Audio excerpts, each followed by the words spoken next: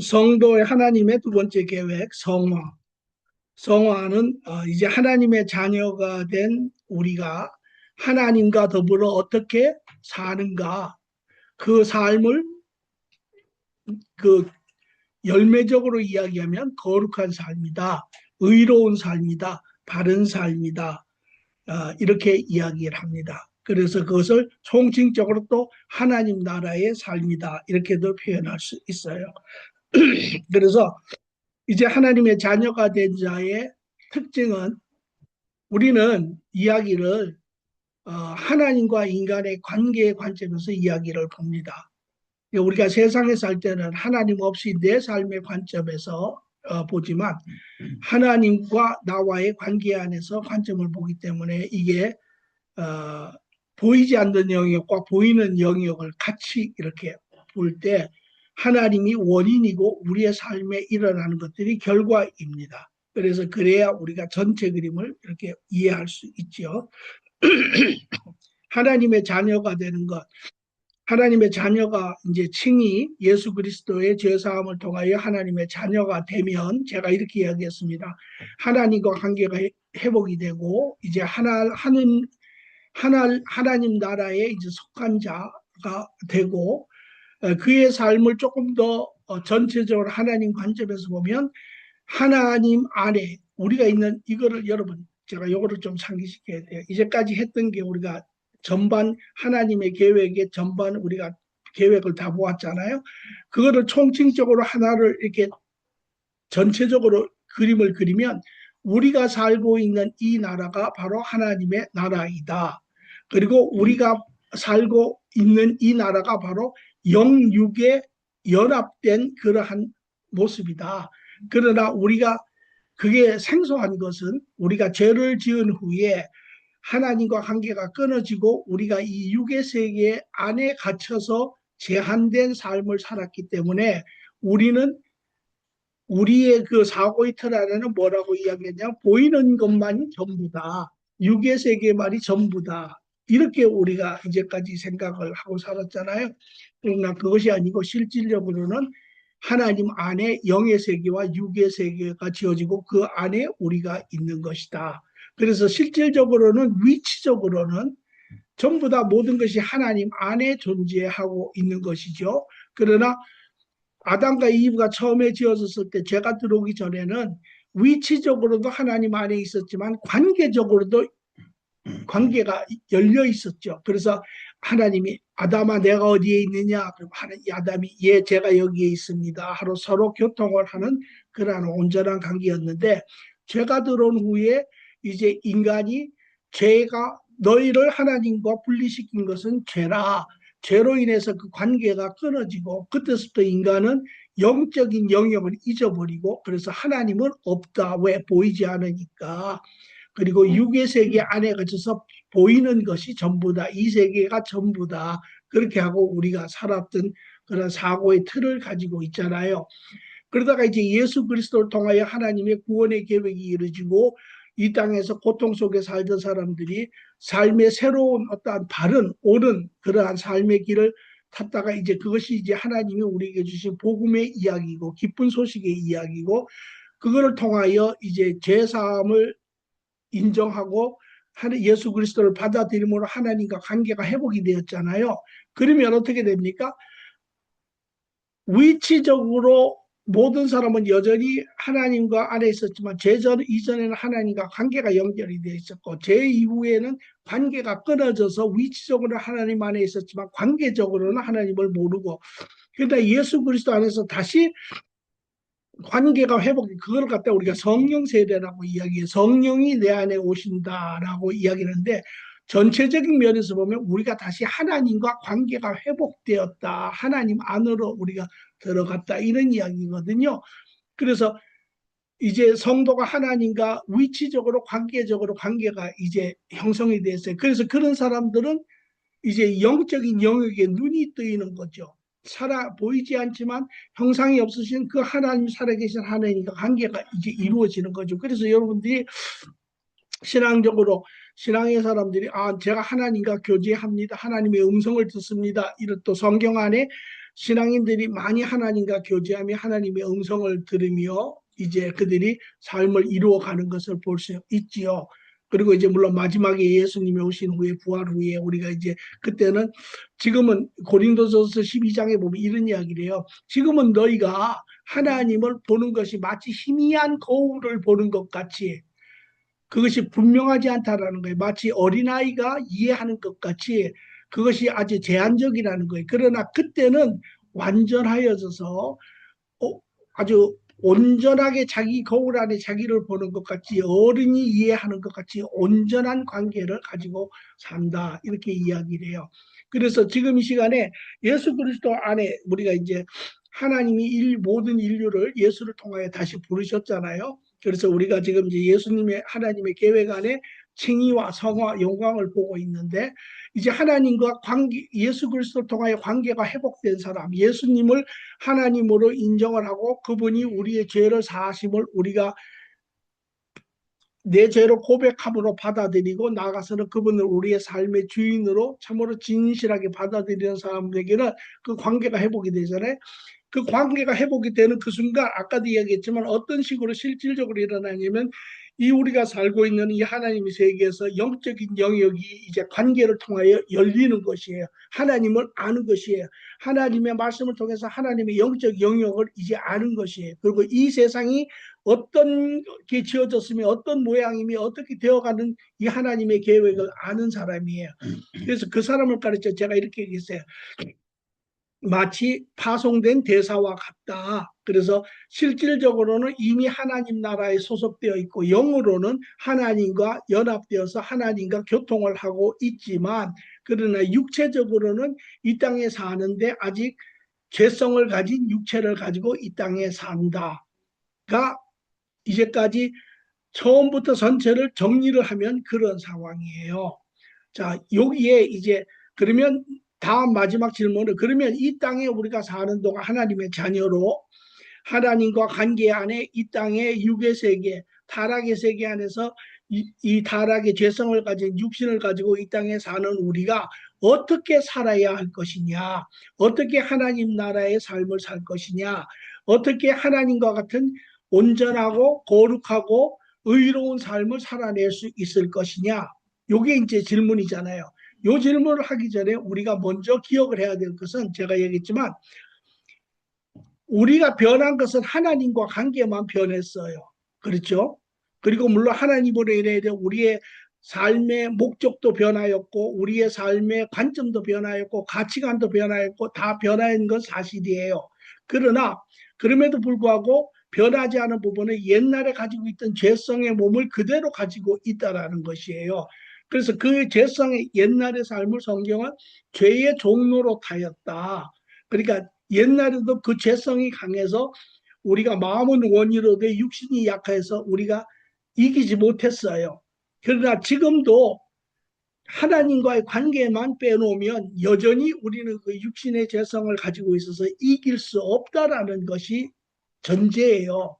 그래서 내 노력으로 내 방법으로 내 의지로 세상적인 방법으로 하면 우리는 절대 하나님 나라의 자녀의 삶을 살 수 없다라고 하는 결론이 먼저 전제가 돼야 되는 거예요. 그러나 지금 이 주위에 보면 많은 신앙인들이 전부 다 이제는 내가 하나님의 은혜 가운데 자녀가 되었으니까 내가 노력해서 열심히 최선을 다해서 하나님의 뜻을 이루어야 된다라고 하는 생각이 어느 순간에 싹 자리를 잡기 시작해요. 그러면 어떤 문제가 생기느냐? 삶을 살고 하루를 뒤돌아보면 매일 후회할 것밖에 없어요. 왜? 계속 넘어지는 자신의 모습을 보기 때문에. 그러니까 여기에 중요한 것은 그건 하나님의 뜻이 아니에요. 그러니까 우리가 주의해야 되는 것이 그거는 그 인간에게 죄성으로부터 오는 것인데 그 인간의 죄성은 결국은 어디에서 왔냐면 그것은 마귀가 주관하는 영역에서 오는 것이에요. 그러니까 그게 속는 거죠. 그러니까 그런 사람들은 신앙생활하는 게 너무 힘든 거예요. 기쁨이 아니라 오히려 그러니까 지금 이 성화가 대부분의 교회가 저도 이것을 정리할 때 너무 힘들었던 거예요. 아니 신앙생활하는 게 이렇게 힘든 건가? 이게 매일 그 불교 같은 데 가면 있잖아요. 뭐라 그래요? 간단하게 이야기하면 왜 어, 우리가 소위 말하는 무라고 이야기하잖아요. 무하면 해탈한다는데 무가 결국은 그게 그래서 그 불교에서는 그 무를 하려고 뭐냐면 자기를 계속 치는 거예요. 나를 죽이는 거예요. 근데 그게 죽여지냐면 안 죽여져요. 예, 안 죽여져요. 그러니까 거기에 고뇌가 있는 거예요. 예. 그러니까 하나님은 그것을 아시고 이미 하나님이 다르게 우리가 구원도 인간이 구원할 수 없으면 하나님이 예수 그리스도를 통하여 그 구원의 방법을 준비하신 것처럼 하나님이 이미 아시고 하나님의 방법으로 우리가 그 성화를 이룰 수 있게끔 했다라고 하는 이게 중요한 거죠. 그래서 자 거기까지 이제 여러분의 생각들을 정리를 하고 이제 보겠습니다. 그런 상태에서 거룩한 삶을 사는 성도의 이 땅의 삶의 모습은 성도는 이 땅에 사는 동안 여전히 죄성을 가진 불완전한 인격체로서 스스로 거룩한 삶을 살 수 없습니다. 거듭나기 전에도 또한 거듭난 후에도 스스로의 노력으로 온전한 삶을 살 수 없습니다. 이게 여러분이 가능하면 이거를 자꾸 꼭 기억을 해두세요. 왜냐하면 어느 순간에 자기도 모르는 순간에 이것이 내 생각을 의식을 지배하기 시작하면 그 다음서부터는 여기에 끌려가게 되어 있어요. 하나님은 성도의 죄성의 연약함과 거룩한 삶이 불가하다라는 것이에요. 다시 말하면 죄성의 연약함으로 인해 거룩한 삶을 사는 것이 불가한 것을 아시고 성도와 그의 거룩한 삶을 위하여 도움을 준비하셨습니다. 여기 우리가 이제 마음속으로 물을 질문은 그러면 그 방법이 무엇인가? 예, 이런 질문을 하셔야죠. 그러면 세 번째, 성도가 하나님께 이제 요거를 제가 적어놨는데 다르게 제가 더 설명을 할 거예요. 성도가 하나님께 순종함으로 여기 순종이라고 하는 데에다 줄을 그어주시면 좋고요. 성령님의 능력의 역사의 도움에 따라 죄성을 이기고 하나님의 선한 뜻을 이루게 하셨습니다. 요게 이제 성화 하나님이 준비하신 거예요. 여기 보면 나의 순종과 성령의 역사로 인해서 한 팀이 되는 거예요. 그러나 여러분이 순종하지 않으시면 하나님이 그것도 리스펙트를 하세요. 예. 그러면 하나님과 한 팀이 될 수가 없어요. 예. 그러니까 하나님이 이런 거예요. 제가 이따가 하려고 했는데 지금 여기 잠시 언급을 하면 여러분이 아침 되면 자동적으로 화장실을 가죠. 화장실을 가서 뭐 샤워를 하든 세수를 하든 물을 틀어요. 그러면 왜 물을 틉니까? 이게 어리석은 질문인데요. 여러분, 근데 왜 자동적으로 가서 물을 틉니까? 물론 세수하기 위한 목적이죠. 근데 세수를 하는데 왜 화장실에 가서 수도꼭지를 엽니까? 그것은 수도꼭지에 물이 이미 와 있다라는 것을 알기 때문에 이 물을 트는 거죠. 만약에 수도꼭지가 1년 동안 안 쓰고 물이 안 나오면 여러분 별로 안 가잖아요. 여러분이 써보니까 이미 물이 와 있다라는 거잖아요. 마찬가지예요. 성령 하나님의 자녀가 된 자들은 성령님이 이미 와 계세요. 스탠바이 하고 계세요. 하나님 안에 연합되어 있어요. 성령님이 모든 것을 보시고 도우실 모든 준비가 되어 있는데 그 화장실에 와서 수도꼭지를 틀고 여는 것은 여러분의 역할이에요. 그러면 여러분이 안 열면 물은 절대 안 나오잖아요. 그와 마찬가지로 틀고 물이 나오게 하는 것이 바로 여러분이 하나님과 동의하는 것이에요. 동의. 그게 바로 순종이라고 이야기하는 거예요. 예. 동의하셔서 제가 거기 와 있는 걸 동의합니다. 압니다. 그리고 틀면 물이 나오게 돼요. 이것이 바로 하나님이 준비해 두신 방법이에요. 자, 그럼 네 번째 다시 말하면 이제 전체적인 그림을 보여드리는데 성도는 이 땅에 사는 동안 하나님의 개인적으로는 하나님의 형상을 회복하는 과정에 있습니다. 개개인 한 사람 한 사람이. 왜? 우리가 하나님은 우리가 온전한 믿음의 분량까지 자라시기를 원하세요. 여러분의 자녀를 보시면 돼요. 나래가 있잖아요. 지금 제가 과정에 있죠. 온전한 인격체로 자라기를 원하시잖아요. 예, 마찬가지예요. 그래서 우리도 지금 그런 과정에 있는 거예요. 그래서 그것은 다시 좀 더 정확하게 얘기하면 육의 죄성을 가진 겉사람을 벗어버리고 영의 의의 속성을 가진 새 사람을 덧입는 과정을 이야기를 합니다. 이것이 성화입니다. 그래서 여러분이 저를 잠깐 보세요. 쉽게 하면 여러분이 어떤 상황에서 하나님의 말씀을 쫓아서 하나님과 동의하면서 나아가면 여러분에게 어떤 여러분 종이 페이퍼 타이거라는 거 아시죠? 페이퍼 타이거라는 거 아시죠? 종이 호랑이 페이퍼 타이거. 그 뭐 의미가 뭐예요? 호랑이는 호랑이인데 힘이 없는 호랑이를 종이 호랑이라고 이야기를 해요. 자, 그러면 어떻게 우리가 성화가 됩니까? 지금 우리 안에 육신이 죄성이 강하지요. 그런데 여러분이 하나님의 말씀을 쫓아서 바른 길을 순종해서 갈 때마다 실질적으로 성령의 도움에 따라 이길 때마다 여러분에게 어떤 증세가 일어나냐면 여러분의 죄성이 하나씩 꺾어지기 시작을 해요. 꺾어지기 시작을 해요. 그러면 나중에 여러분의 죄성의 지식은 있지만 죄성의 능력이 없어져요. 힘이 없어져요. 그게 바로 겉사람을 벗어버리는 거예요. 반대로 여러분의 영의 사람은 하나님을 쫓아갈 때마다 여러분의 영의 사람은 지식이 힘을 얻기를 시작을 해요. 이게 바로 고린도후서 6장에 나오는 이야기예요. 내 겉사람은 매일매일 후패하나 내 속사람은 점점 강건하여지느니라 라고 이야기하는 것이에요. 네. 이해되시죠? 이게 바로 성화가 되는 실질적인 이야기예요. 그 반대로 이야기하면 이래요.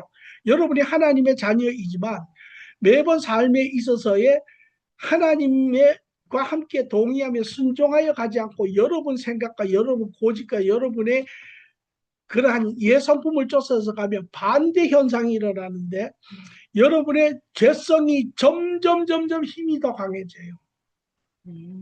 여러분의 속사람은 점점 힘이 약해져요. 네. 그러니까 이게 실질적인 이야기예요.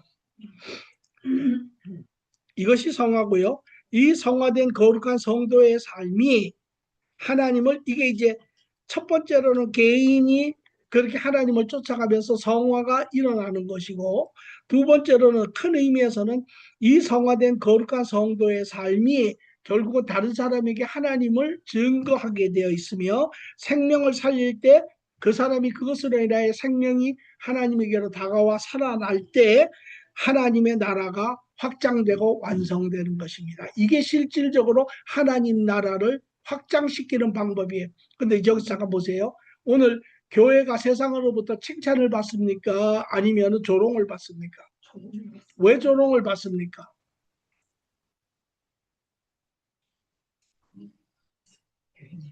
교인이 많아서.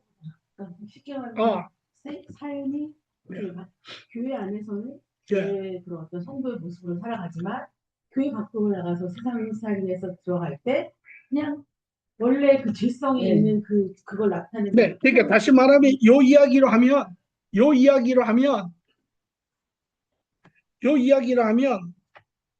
삶이 하나님의 증거. 삶이 변하지 않는 거예요.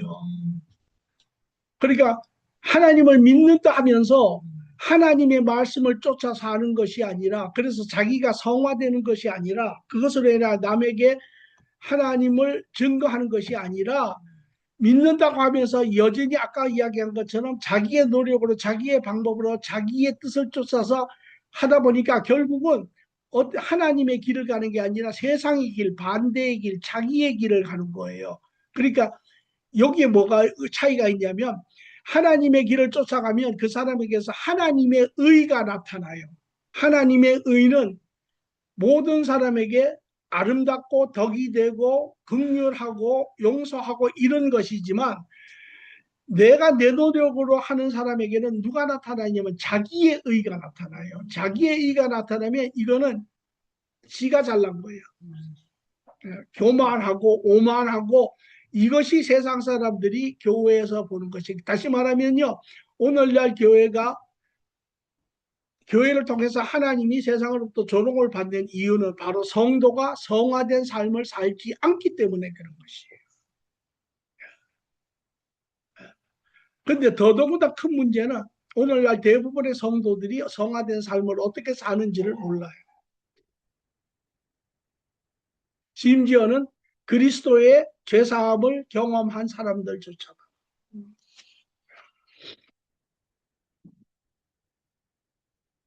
자, 이것이 하나님 나라가 완성되어 가는 것이고, 자, 그러면 여기에 이제 실질적으로 어떻게, 제가 이미 설명을 많이 했지만 좀 더 구체적으로 어떻게 이 땅의 성화의 거룩한 삶을 이룰 수 있나요? 그래서 첫 번째 여러분이 항상 기억하셔야 될 것은 이제 우리의 모든 성도의 능력의 원천은 내가 아니에요. 왜? 여러분, 우리는 얼마나 제한적입니까? 우리는 과거, 현재, 미래도 하나도 알지 못하잖아요.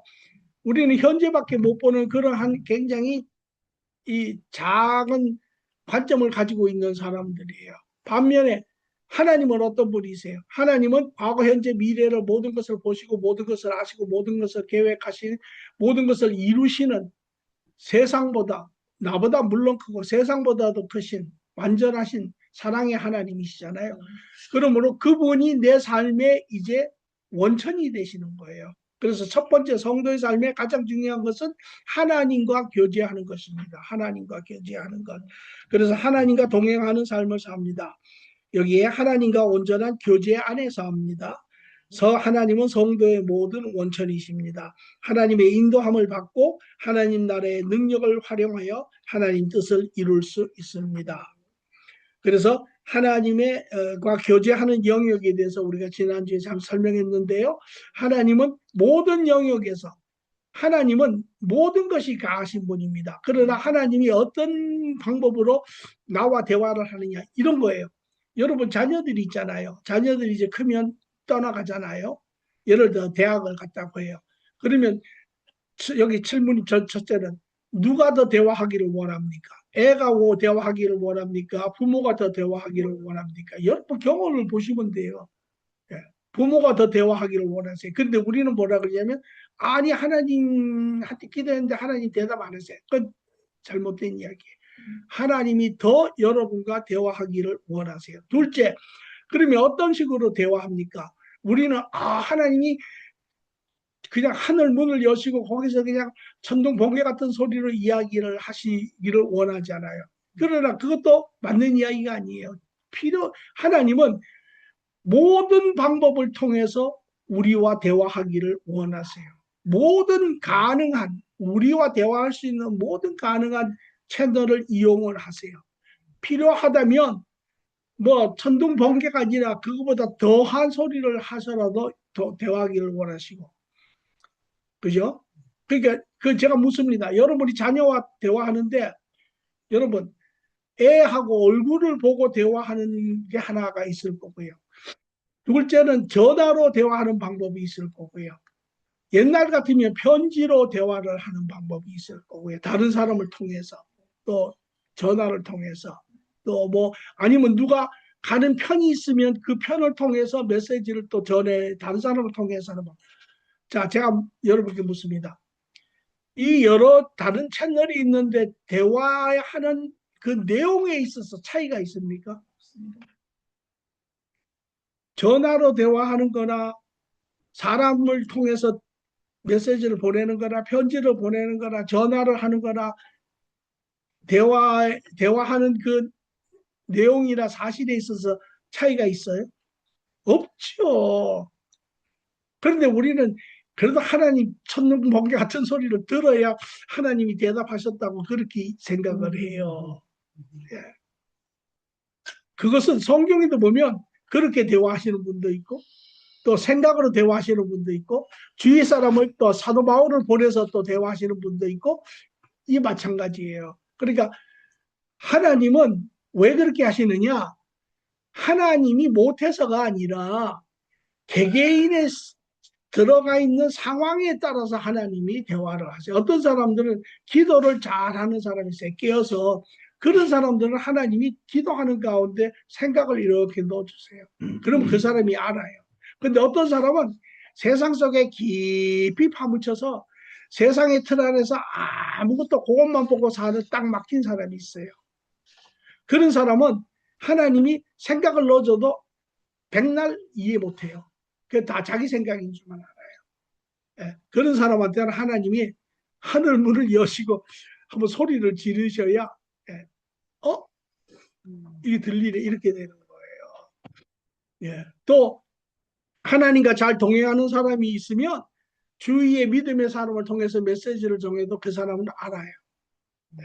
그러니까 각각의 사람의 필요에 따라서 하나님이 이야기하시는 것이 중요한 것은 하나님이 여러분보다 더 대화하기를 원하시고 하나님은 모든 채널을 통해서 여러분과 대화하기를 원하신다라고 하는 사실을 여러분이 이해하시면 예, 여러분에게 맞게 여러분 기도 좋아하시면 하나님 앞에 가서 하나님 제가 여기 있습니다. 저에게도 하나님 말씀을 주세요. 그리고 여러분이 세밀하게 끼어 있으면 하나님의 음성이 들려요. 예. 또 여러분이 나는 너무 세상 깊숙한 데서 하나님의 음성 듣는 걸 모릅니다. 하나님 저에게 한번 사자후를 한번 들려주십시오. 그런 사람에게 하나님이 예, 그 소리를 들려주세요. 그러니까 중요한 거는 제가 말한 예, 하나님이 더 이야기하기를 원하시고 모든 방법을 통해서 하나님은 이야기하신다. 이런 것입니다. 그 다음에 세 번째로 가서요. 그러면 그 하나님과 이제 내가 지금 하나님이 내 삶의 원천이 되고 하나님과 교제하고 있지요. 지금 요 부분에서 여러분들이 해야 될 것은 하나님이 내 삶의 원천이시구나. 나에게 있어서 가장 중요한 것은 하나님과 교제하는 것이로구나. 내가 얼마만큼 세상에서 좋은 거룩한 삶을 살고 열매 맺는 삶을 살고 내 삶이 선해지고 하나님께 영광을 돌릴 수 있는 삶을 사느냐는 바로 하나님과 어떤 관계를 가지고 있느냐에 달려 있구나. 요거를 여러분이 이제 여기 정리를 하시는 게 중요해요. 그러면 실질적으로 제가 그랬죠. 신앙은 곧 삶이고 삶은 곧 신앙이다. 신앙과 삶은 이분화가 되는 것이 아니에요. 제가 신앙에서 그래서 이렇게 이야기해요. 신앙과 삶을 이야기할 때 신앙, 하나님이 중심이 바로 하나님이 모든 일어나는 세상에 일어나는 것의 원인이에요. 그리고 세상에 여러분 삶 가운데 일어나는 모든 일은 바로 결과입니다. 그래서 원인과 결과를 같이 봐야 돼요. 그러나 우리는 세상에서 어떻게 해요? 믿는 사람들 대부분이 어떻게 사냐면 하나님은 하나님이고 내 세상에 일어나는 건 내 세상에 일어나는 거예요. 그러니까 연결이 안 돼요.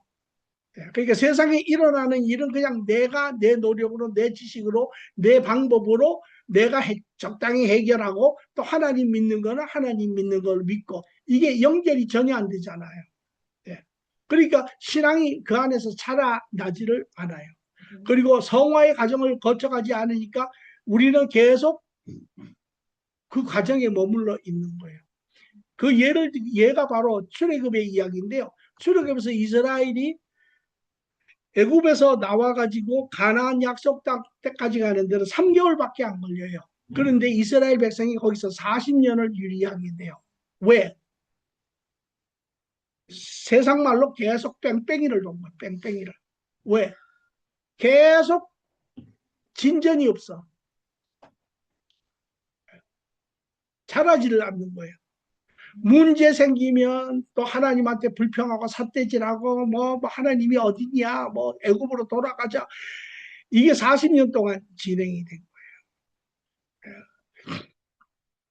그러니까 이제 그러면 삶 가운데 우리는 어떻게 봐야 되느냐? 여러분이 삶 가운데 하나님을 전폭적으로 인정을 하는 것이 중요해요. 그래서 제가 하나님이 원인이고 일어나는 일이 결과라는 거예요. 그러니까 여러분 삶에 무슨 일이 일어났든 여러분이 제일 먼저 해야 될 것은 하나님이 모든 것을 주관하고 계신다. 하나님의 그것이 첫째예요. 둘째는 하나님이 허락하셔서 일어나고 있는 것이다 라는 거예요. 하나님이 허락하시지 않으면 일어나지 않습니다. 아, 우연이지요. 우연이라는 말은 하나님 사전에는 없습니다. 왜? 하나님은 모든 것을 알고 계시기 때문에. 그래서 하나님이 여러분 삶에 이렇게 이야기하셨어요. 아, 제 삶을 보니 뭐 크고 많은 수많은 일들이 일어나 있죠. 우리 모두. 그런데 여러분이 못 보시는 것이세요. 우리가 연극을 보러 갈 때 무대 스테이지에서 배우들만 보지요. 그 뒤에 카텐 뒤에 있는 연출자 스텝은 우리가 못 봐요. 그런데 무대 위에 배우들을 다 컨트롤하고 있는 것은 뒤에 있는 연출자고 그 스텝들이에요. 그와 마찬가지로 여러분이 지금 이 세상에서 스테이지에 있는 배우와 같아요. 그리고 그것을 주관하고 있는 신은 하나님이세요. 다시 말하면 좀 더 구체적으로 이런 이야기를 하는 거예요. 여러분 삶에 하나님이 그 연출자가 막을 걸 막고 조정하고 모든 것을 어레인지하고 모든 것이 될 수 있도록 하고 있는 것이 하나님이라는 거예요. 그래서 여러분 사건 때 실질적으로 하나님이 얼마나 여러분을 지켜주고 계시는지 우리는 몰라요. 마치 어린애가 부모가 뒤에서 그 아이를 위해서 조바심을 가지고 아이를 절대 눈에서 띄지 아니하며 아이가 어디를 가든지 그 반경을 지켜보고 주위를 지켜보고 아이를 보호하는 것이 바로 하나님이 하고 계신 거예요. 그거를 모르게 애들은 아 우연이네 이렇게 이야기를 해요. 네. 그러니까 여러분이 그 전체 그림을 볼 때 비로소 아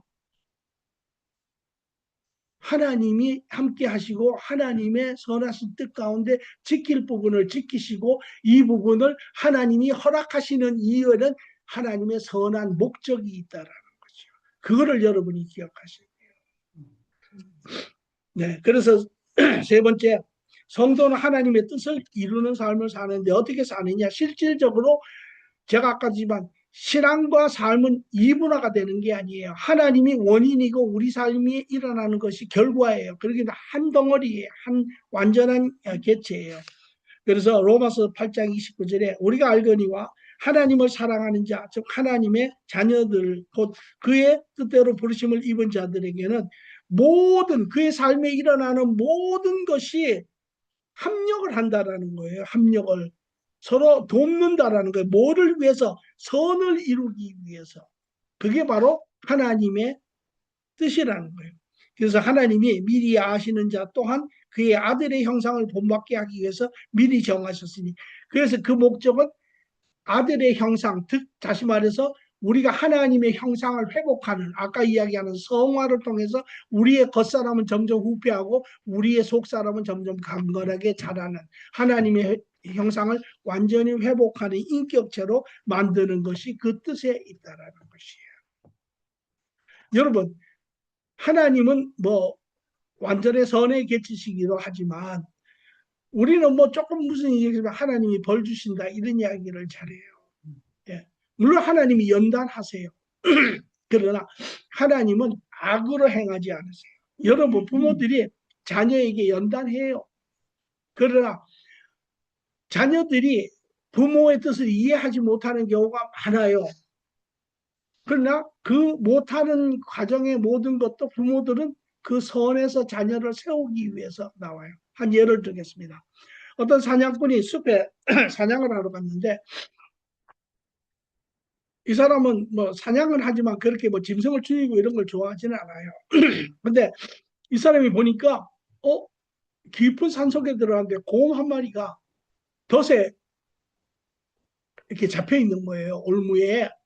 그래서 보는데 너무 그 곰이 새끼 곰이 막 발버둥 치는 게 너무 애처로운 거예요. 그래서 저 곰을 어떻게 쓰든지 놔주고 싶은 생각이 들었어요. 그런데 곰은 지금 엄청난 고통 가운데 지금 막 화가 아주 그냥 극에 달한 그런 상황이에요. 그때 만약에 이 사람이 가까이 가서 그 덫을 열어주려 그러면 대들 거 아니에요. 그러니까 도와주고 싶어도 도와줄 수 없잖아요. 그러면 이 사람이 할 수 있는 방법이 뭐예요? 이 사람이 생각을 가만히 하다 이 사람이 사냥꾼이거든요. 자기 그 소막 같은 오두막 같은 데 가서 이 사람이 총을 가지고 온 거예요. 그리고 그 총에 마취 약을 넣어서 이 곰을 이제 일단 쏴서 마취를 시킨 후에 이제 그 덫에서 풀어주려고 하는 거예요. 그런데 이 사람이 이제 마취를 약을 넣고 총을 가지고 이제 가지고 와서 곰에게 총을 겨누어요. 그러면 곰의 입장에서 봤을 때는 지금 뭘 하는 것 같아, 이 사람이. 이 사람이 지금 안 그래도 고통 가운데 이렇게 힘든데, 이 사람이 총을 가지고 와서 나를 죽이려고 하네. 이렇게 되지요. 그죠? 왜? 그 사냥꾼이 누군지를 전혀 모르니까, 어떤 사람, 어떤 생각을 가지고 있는지 전혀 모르니까. 그러나 이 사냥꾼은 실질적으로 곰을 죽이려고 하는 게 아니잖아요. 곰을 살리려고 하는 거잖아요. 오늘 우리의 삶이 이렇다라는 거예요. 하나님을 알지 못하면 원인과 결과가 하나가 되는데, 하나님을 알지 못하고 우리는 우리의 삶에 나타나는 것을 내 세상적인 개념과 세상적인 지식으로 보고 아니 좋으신 하나님인데, 선하신 하나님인데, 나를 축복하시는 하나님인데 나에게 이런 것을 주셔? 이렇게 되는 거예요. 그래서 하나님을 여기 이제 우리가 세부적으로 보겠습니다. 하나님의 계획은 첫째, 하나님을 알아야 해요. 하나님은 그의 계획은 모든 온전한 선한 계획입니다. 왜? 하나님은 온전한 선한 인격체이시기 때문에 제가 그 거룩한 가루와 거룩한 떡덩이를 이야기했어요. 거룩하신 하나님은 하나님의 마음에서 입에서 나오는 모든 것이 거룩하고 선한 계획이라는 것입니다. 그래서 자 여기에 그러면 좀 더 들어가서 하나님이 우리에게 허락하시는 그 선한 계획의 그 목적은 무엇이겠습니까? 무엇을 도대체 이루고자 하시는 것입니까? 어떤 선을 우리에게 이루고자 하십니까? 부분적으로는 개개인의 인간의 원래 하나님의 형상을 회복하게 하시는 것입니다. 그래서 아까도 이야기했지만 우리의 겉사람, 뭘 이제 벗어버리고 우리의 하나님의 의의 속사람이 자라는 것이죠. 그리고 그것을 통하여 전체적으로는 온전한 다른 사람도 살아계신 하나님을 발견하고 그 선한 길을 걸어가면서 하나님 나라가 회복하는 그러한 것이 하나님의 뜻입니다. 여기에 그래서 하나님은 악으로 하나님은 시험하시는 분이 아닙니다. 이거는 우리의 생각이지. 악을 허락하시면 선한 목적을 여기서 때로는 그 성질이 악의 성질이 포함되어 있는 것이 있는데 그것은 하나님이 하시는 것이 아니라 하나님이 허락하셔서 다른 인간의 악을 통해서 이루어 가시는 것이 하나님이 하시는 것이 아니에요. 이해되십니까? 네. 이제 그리고 하나님은 그의 모든 계획을 이루십니다. 이게 이제 하나님의 뜻인데요. 하나님은 만물을 주관하시고 다스리십니다. 하나님이 허락하지 아니하시면 절대 어떤 일도 일어나지 않습니다. 하나님 계획 안에는 우연이 없습니다. 하나님은 모든 일의 원인이고 우리 삶에 일어나는 일은 그 결과입니다. 요 안에서 우리가 보아야 합니다. 우리 삶에 일어나는 실질적인 일을 보면 우리가 몇 가지 희노애락으로 구분할 수가 있는 것처럼 때로는 기쁜 일, 슬픈 일, 어려운 일, 힘든 일, 고통스러운 일 등이 그러한 모습으로 나타나죠. 우리 사이에 서로 뭐 불협화음이 있다든지 서로 분쟁이 일어나든지 서로 사고가 다르다든지 서로 자기 고집을 부린다든지 뭐 이런 여러 가지 또 다른 사람이 괴롭히는 때로는 억울한 일, 불공평한 일, 악한 일로 나타납니다. 왜 그 표면에 나타나는 일어나는 일들의 모습은 이런 것이지요. 그러나 여러분이 그 안에서 그 계획을 통해서 사실은 이런 거예요. 문제가 일어났어요. 그러면 여러분이 그 문제 안에서 전체를 보면 하나님이 주관하고 계신다. 둘째, 이것이 하나님의 계획에 허락하신 계획 가운데 일어난 일이다. 그 전체적인 것을 보시고 그 다음에 그 안에 실질적으로 여러분이 보셔야 되겠어요. 그러면 이게 지금 어떤 일이 일어나고 있느냐. 저 상대편이 자기의 고집과 자기의 그러한 자만심으로 인하여 이러한 상처를 지금 주고 있다. 예를 들어서 그래서 고통스럽다 이런 일을 지금 보는 거죠. 그 고통스럽게 나에게 다가온다. 그러면 이제 그 안에 그 고통스러운 일이 실질적으로 어떻게 해서 일어나는지를 여러분이 구체적으로 보셔야 해요. 도대체 왜 누가 이것을 야기하고 있는가? 거기 보면 네 가지의 원천이 있는데 하나는 하나님이 직접 하시는 일이 있어요. 하나님이 직접 하시는 일. 그러니까 이 모든 이 일을 하나님, 내 삶에 어려움이 왔는데 하나님이 나에게 연단을 주시는 것이에요. 이 대표적인 어떤 거냐면 이런 거예요. 하나님, 제가 더욱더 하나님의 사랑을 알기를 원합니다. 하나님과 같은 사랑의 사람이 되기를 원합니다. 이렇게 하시면 하나님이 엽다, 사랑 먹어라 이렇게 안 하세요. 여러분은 그것이 사랑이든 어떤 영역에서 깊게 깨달은 때가 언제인 것 같아요. 좀 더 제가 구체적으로 하겠습니다. 여러분 절친 중에 저도 마찬가지인데 여러분 절친 중에 그 절친하고 아주 가까워지게 된 동기가 있어요. 그게 뭐 같아요? 처음부터 다 좋았습니까? 처음부터 너하고 나하고는 버리버리야 뭐 이래가지고 뭐 둘도 없는 뭐 환상의 짝꿍이야 뭐 이래가지고 했습니까? 아니에요. 여러분 절친을 감아보면요. 어느 한순간에 엄청난 불협화음이 있었어요. 그 어떠한 계기, 그 어떠한 그 어려운 시간을 탁 넘었으면서 그게 계기가 돼서 절친이 된 경우가 많아요. 무슨 소리를 하려고 하냐면 여러분이 하나님께 하나님 제가 이렇게 해서 성장해서 더 하나님의 사랑의 사람이 되기를 원합니다. 이렇게 하잖아요. 그러면 하나님이 어떻게 하시는 줄 알아요? 하나님이 여러분 옆에 여러분이 가장 힘들어하는 사람을 붙이세요. 이게 하나님의 방법이에요. 하나님 내가 용감한 사람이 되겠습니다. 정직한 사람이 되겠습니다. 이렇게 하지요. 그러면 어떻게 하시는 줄 알아요? 여러분 삶에 아주 어려운 일이 생겨요.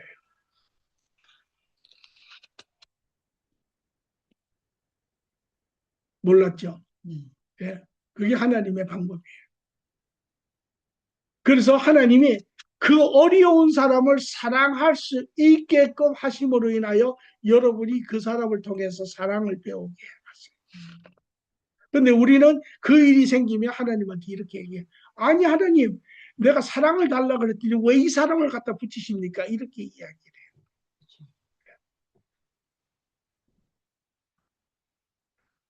그러니까 여러분이 모든 영역에서 깨어 있어야 해요. 지금 예. 자 여기서 그래서 첫 번째는 하나님이 직접 일을 행하시는 게 있어요.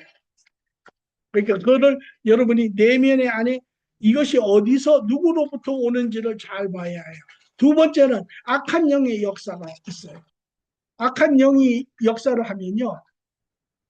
일이 막 꼬이고 막 그냥 막 엉망진창이 되어가면서 막 완전히 그냥 지륵탕 싸움이 될까요? 네. 교회 안에서도 많이 볼 수 있는 일들이에요. 네. 부부지간에도 마찬가지예요. 부부지간에도 조그마한 작은 거 가지고 삐짐에서부터 시작해가지고 그게 나중에 점점 커져서 어느 순간에 이게 아닌데 그런데 이게 막 그냥 걷잡을 수 없이 막 이렇게 빠져 이게 일이 진전되는 거죠. 그때는 딱 끊어야 돼요. 그때는 하나님 앞에 기도하고 정리가 딱 되면 딱 끊어서 예. 내가 잘못했으면 잘못했다. 그래서 그거를 갖다가 깊은 진이라고 이야기해. 그 깊은 진을 부셔야 해요. 그래서 악한 영의 역사가 세 번째는요. 이제 우리가 가장 많이 경험하는 것인데 인간의 죄성으로 인하여 생기는 크고 작은 일들이 있어요. 예. 그게 뭐냐면 이제 소위 말하는 자존심 싸움이에요. 자존심 싸움. 내 자존심에 기스가 났다라는 거죠. 예. 다시 말하면 내 방법, 내 생각, 내 뜻대로 해야 되는데 상대편도 자기의 생각, 자기의 방법, 자기의 뜻대로 하려고 해요. 이게 부부지간의 싸움의 본질이에요. 그러니까 제가 이런 이야기를 꼭 하는데요. 이 부부는 정의가 뭐냐면, 우리 두 사람은 사랑해서 결혼했고 40년 동안 한 번도 안 싸웠습니다 하는 그손 거짓말 중에 빨간 거짓말이에요. 왜? 결혼은요, 처음부터 두 불완전한 개체가 전부 다 자기중심적인 개체가 자기의 방법과 자기의 뜻과 자기의 길을 가는 두 개체가 어떠한 육체적인 어떠한 매력을 가지고 사랑이라고 하는, 물론 사랑은 중요해요. 하나의 그게 매개체가 되니까. 가지고 평생을 같이 살겠다고 결정을 하는 아주 어마어마한 위험한 게 결혼이에요. 이것을 모르면 여러분이 어떤 사람은 결혼식장에서 나오면서 싸우고 허니문에 가서 싸우고, 보통 사람들은 결혼 6개월 되면 이제 눈에 콩깍지가 씌어뜨게 빠지고 이제 서로의 단점이 보이고, 그리고 20년 살았을 40년 살았습니다만 박수 쳐줘야 돼요. 요새 이혼율이 75%가 넘어요. 75%가 넘어요. 요새는 트렌드가 뭔지 알아요? 이혼은 당연히 그거는 뭐 두세 번 하는 거는 뭐 사회 노무처럼 그거는 뭐 인정할 수 있다 이런. 오히려 한 사람과 몇십 년을 살았다 그러면 야 고생했다 이렇게 되죠. 그러니까 여러분이 이 부분을 이해를 하지 못하면 여러분이 절대 결혼을 건강한 좋은 결혼을 살 수가 없어요. 그러니까 한국말에 이런 말이 있어요. 그 아주 세상 사람들의 그 결정은 이런 이야기예요. 나이 드신 분, 60, 70 되신 분들은 얘기해보세요. 사랑하십니까? 그러면 뭐라고 하냐면 이렇게 이야기해요. 사랑은 무슨 사랑? 더러운 정만 있지. 이렇게 이야기해요. 근데 그게 사실은요, 세상에 사는 사람들은 다 그래요. 그러니까 요새 옛날에는 60, 70에 이혼 안 했어요. 근데 요새는 60, 70, 그걸 뭐 졸혼이라 그래요? 졸업하는 거죠. 애들 클 때까지는 애들을 위해서 참고 살다가 애들 다 크는 후에는 이제는 내가 더 이상 이유가 없는 거예요. 그렇게 하면 내가 보기에 거진 이혼 100%예요. 그래서 왜 여기에 하나님이 이렇게 하시느냐? 인간의, 그러니까 오늘 여러분 보세요.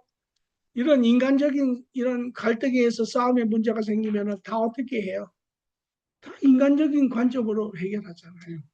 네가 나를 그렇게 대해? 내가 왜? 부부지간의 기득권 싸움도요. 결국은 이거 싸움이에요. 네가 날 무시해?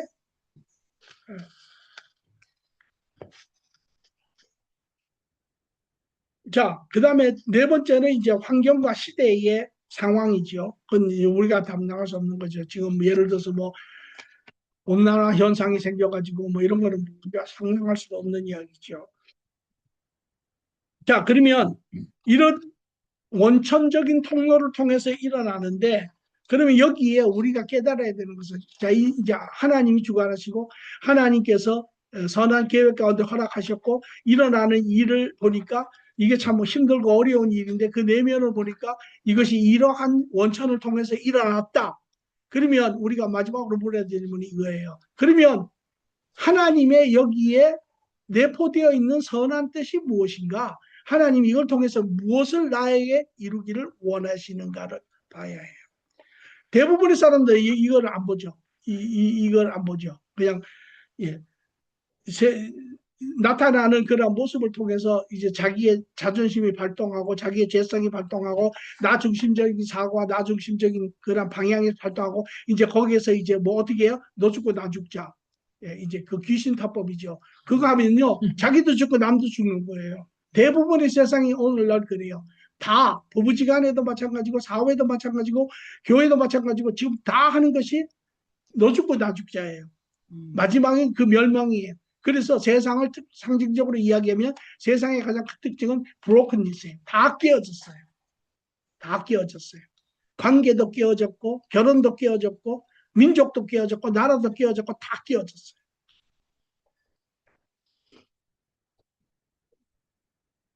그러면 우리는 그 너머 하나님의 뜻을 찾아야 돼요. 성도는 하나님의 선한 뜻을 발견하여 이루어야 합니다.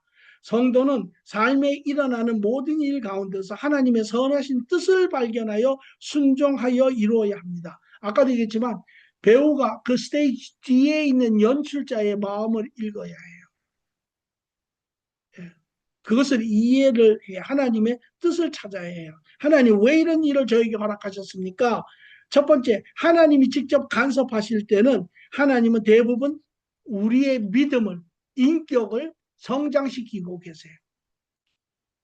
아까 그랬죠, 제가. 사랑의 마음을 주십시오. 그리스도의 그 화끈한 뜨거운 세상을 품을 수 있는 이 사랑을 저에게 주십시오. 그런데 하나님이 너에게 붙인 것은 네가 가장 불편해하고 까칠해하고 마치 네 혓바닥에 모래를 집어넣듯이 그런 사람을 네 주위에 붙이세요. 예. 그러면 왜? 이것을 통해서 사랑하는 것을 배우라는 거예요. 그게 가르치고 있는 거예요. 여러분, 우리가 세상에서도 무엇을 배우려면 어떻게 해야 돼요? 무단한 노력을 해서 배우잖아요. 여러분이 몸무게를 빼서 짐에 가도 열심히 애를 써서 노력을 해야 빠지잖아요. 예. 그게 그냥 인격이라는 게 그냥 가만히 있는다고 그게 변하는 게 물론 그런 부분도 하나님 가르치시는 분도 있지만 또 하나님이 하실 수도 있어요. 그러나 하나님은 자녀들 스스로 깨닫고 그것을 통해서 이제 바로 세워지기를 원하시는 거예요. 이미 하나님의 도움 가운데. 그래서 여기에 첫 번째, 하나님이 직접 그 원천이 하나님이실 때 여러분이 보편적으로 깨달아야 돼서 하나님이 나의 인격을 성장하게 하시는구나. 예를 들어서 여러분 보세요. 여러분이 삶의 자녀들을 여러분이 야단칠 때가 있어요. 애들이 삶이 괴롭다 힘들다 이런 순간이 있잖아요. 부모로부터. 그러면 그 순간이 실상은 어떤 순간이에요? 애가 그 순간에 부모를 존경하고 부모의 뜻을 때로는 알고 때로는 모르지만 잘 그거를 받아들이면 애가 성장을 하잖아요. 그런데 애가 반발을 해, 반항을 해. 그러면 걔는 성장하지 못했잖아요. 똑같은 거예요.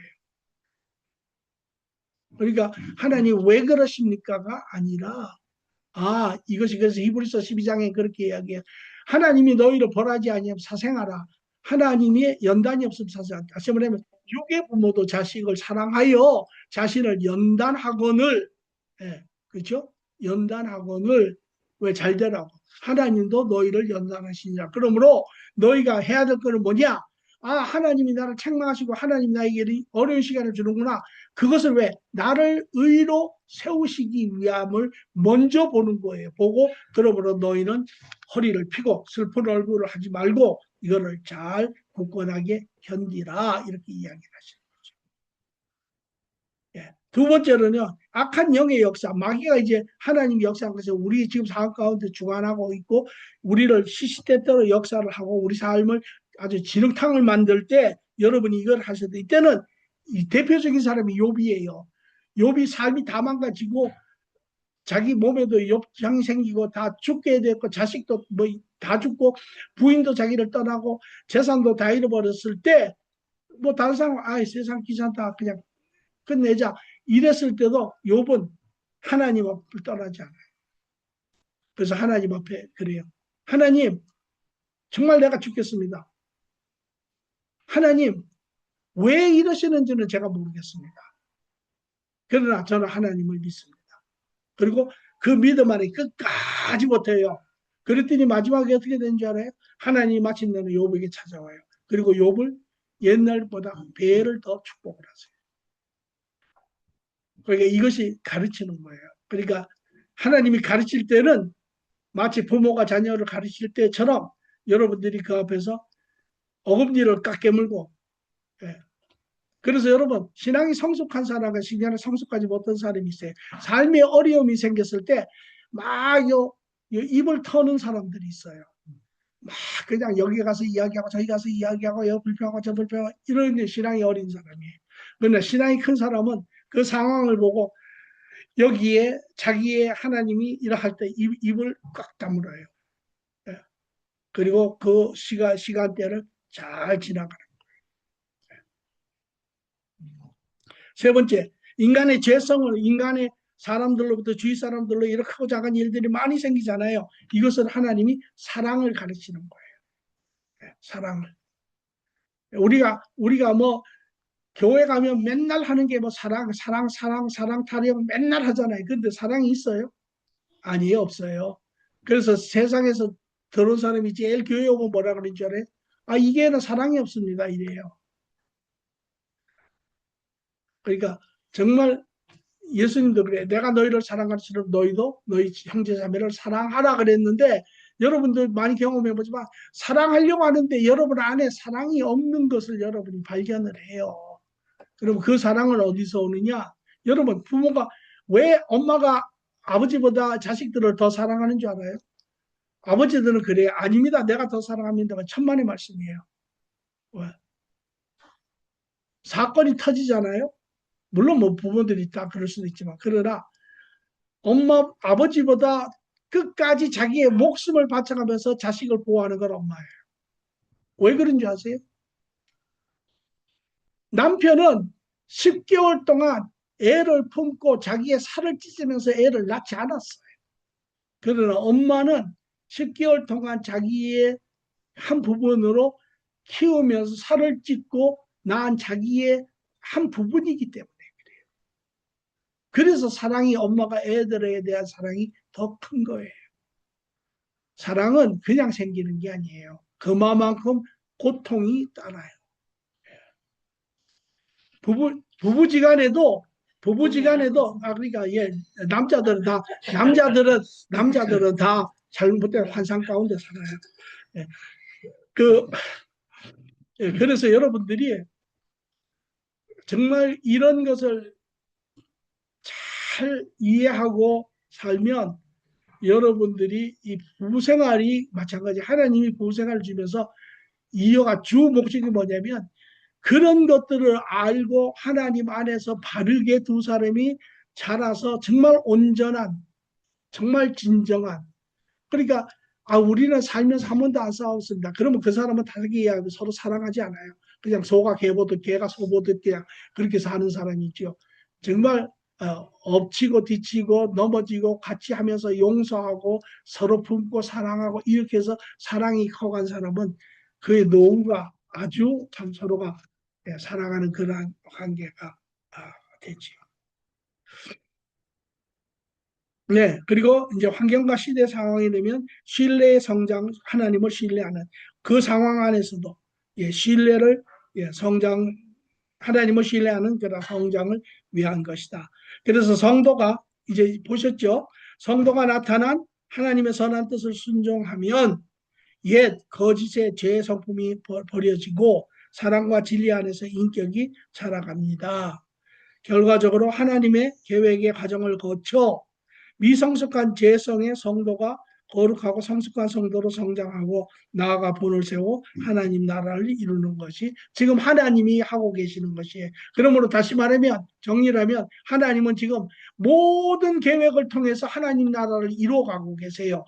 하나님은 개개인적으로 한 사람 한 사람을 지금 선으로 인도하고 계실 뿐만 아니라 그 한 사람 한 사람이 합쳐져서 하나님 나라를 완성해 나가고 계시다라는 것이에요.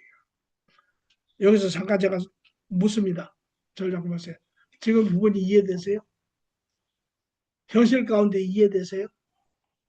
그리고 이해가 됐다고 하면 이제까지 여러분이 현실에서 생기는 일을 통해서 살아왔던 여러분의 삶의 모습과 지금 하나님 나라에 속한 자로서의 살아가는 그런 모습의 차이점이 보이세요?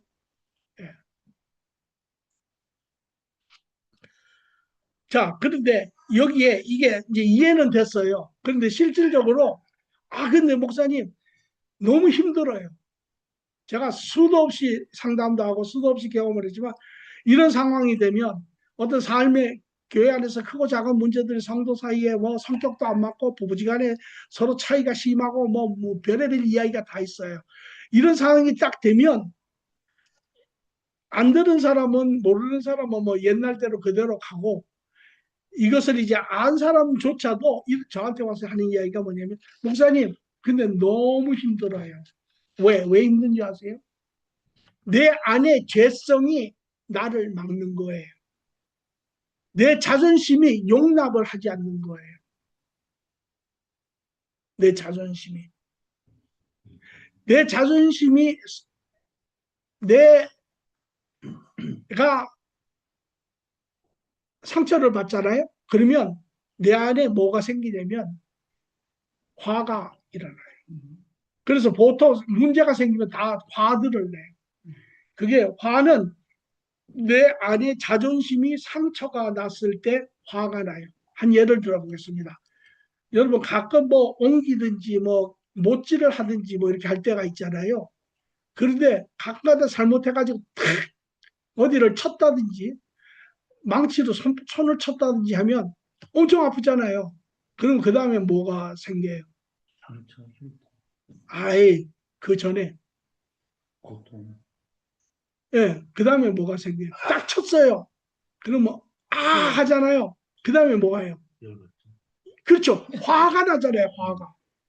화가 누가 아무것도 안 했는데 지가 했는데 화가 확 치밀어 오르잖아요. 사람은 자기 안에 자아가 자기 죄성의 자아가 상처를 받으면 그것이 자기의 생각이 무시가 됐든 자기의 길이 관찰이 되지 않았든 자기가 어떠한 고집이 꺾어졌든 이렇게 돼서 자아가 상처를 받으면 화가 나요. 전부 화를 내요. 부부지간에도요. 잘 보세요. 논쟁이 되면 그 다음부터 뭐가 나면 화를 내요. 화를 어떻게 내느냐? 언성이 높아져요. 그리고 이제 그 언성이 높아지면서 그 입에서 자기가 후회할 말들을 막 뱉어내기 시작해요. 이거는 화를 내는 것은 결과가 그렇게 나타난 것은 안에 내 자아가 상처를 받았다라는 거예요. 그래서 여기에 지금 이제 이렇게 교회 안에 문제가 생겼습니다. 이런 일을 여러분이 지금 하는 거예요. 하나님이 주관하고 계심을 믿습니다. 하나님의 교제하는 게 계속. 이게 하나님의 뜻 가운데 하나님이 허락하신 것을 제가 확신합니다. 그리고 지금 생긴 일이 어떤 일인지를 제가 쳐다봤을 때, 이게 너무 고통스러운 일인데, 이게 어떻게 누가 주관했는지를 가만히 쳐다보니까, 저 상대편의 사람이, 자기 고집을 부리고 자기 남편이든 다른 사람들은 뭐 이렇게 자기가 자기 뜻대로 하려고 막 좌지우지하고 막 이렇게 서로 불편해 하잖아요. 그런데 이제 내가 직접 그 가운데 중간에 있는데 나한테 상처가 되는 거예요. 그런데 여기에서 이제 이렇게 하는 거예요. 그런데 하나님, 제가 이 가운데 하나님의 선하신 뜻을 제가 이해하겠습니다. 이걸 통해서 하나님이 서로를 사랑하고 서로를 용서하라고 이렇게 하시는 줄 잘 알겠습니다. 그런데 그 다음 문제는 그럼 하나님 길로 제가 가겠습니다. 순종하겠습니다. 이렇게 나와야 되는데 이게 순종이 안 되는 거예요. 왜? 내 자아가 너무 고통스러운 거예요. 하나님 내가 가려고 하는데 내 죄성의 자아가 나를 꽉 내 발꿈치로 붙들고 있는 거예요. 못 가겠는 거예요. 도저히. 그런 사람들 많아요. 그래가지고 어떤 사람은 우리 교회 그 실화에 있는데 지들끼리 둘이 싸워가지고 내가 이제 아주 신앙도 오래 생활한 사람인데 권면을 했어요. 이 공부를 했어요. 그런데 이제 이야기가 거예요. 내가 다 알겠는데 내가 너무 아프다는 거예요. 내가 너무 고통스럽다는 거예요. 그러니까 마지막에 이제 딱 잡힌 거예요. 네, 그러면서 내가 좀 시간이 지나야 이 고통이 좀 풀어질 것 같아요. 그래서 사람들은 그렇게 이야기해요. 세상에서 시간이 약이다 이렇게 이야기하는 거예요. 왜? 시간이 지나면 아무래도 조금 이제 무뎌지잖아요. 그래가지고 2달, 3달씩 교회를 안 나와요. 예. 그러니까 그거는 실패예요. 예. 그거는 그냥 그렇게 해서 덤덤하게 무뎌지고 이렇게 가는 거예요. 아까도 제가 있잖아요. 이때 결단을 해야 죄성이 부러지는 거예요. 이 연필이 부러지듯이 죄의 그 강한 우리가 그거를 갖다가 정욕이라고도 영어로는 desire라고 이야기해요. 이 desire가 이런 게 이래요. 처음에는 육의 지식만 돌았는데 지식이 한 번 하고 두 번 하고 세 번 하고 네 번 하고 다섯 번 하기 시작하면 점점 그 지식이 힘을 얻기 시작을 해요. 그게. 그래서 예를 들어서 우리가 술을 많이 마시는 사람, 술 끊기가 힘들자 그러잖아요. 왜?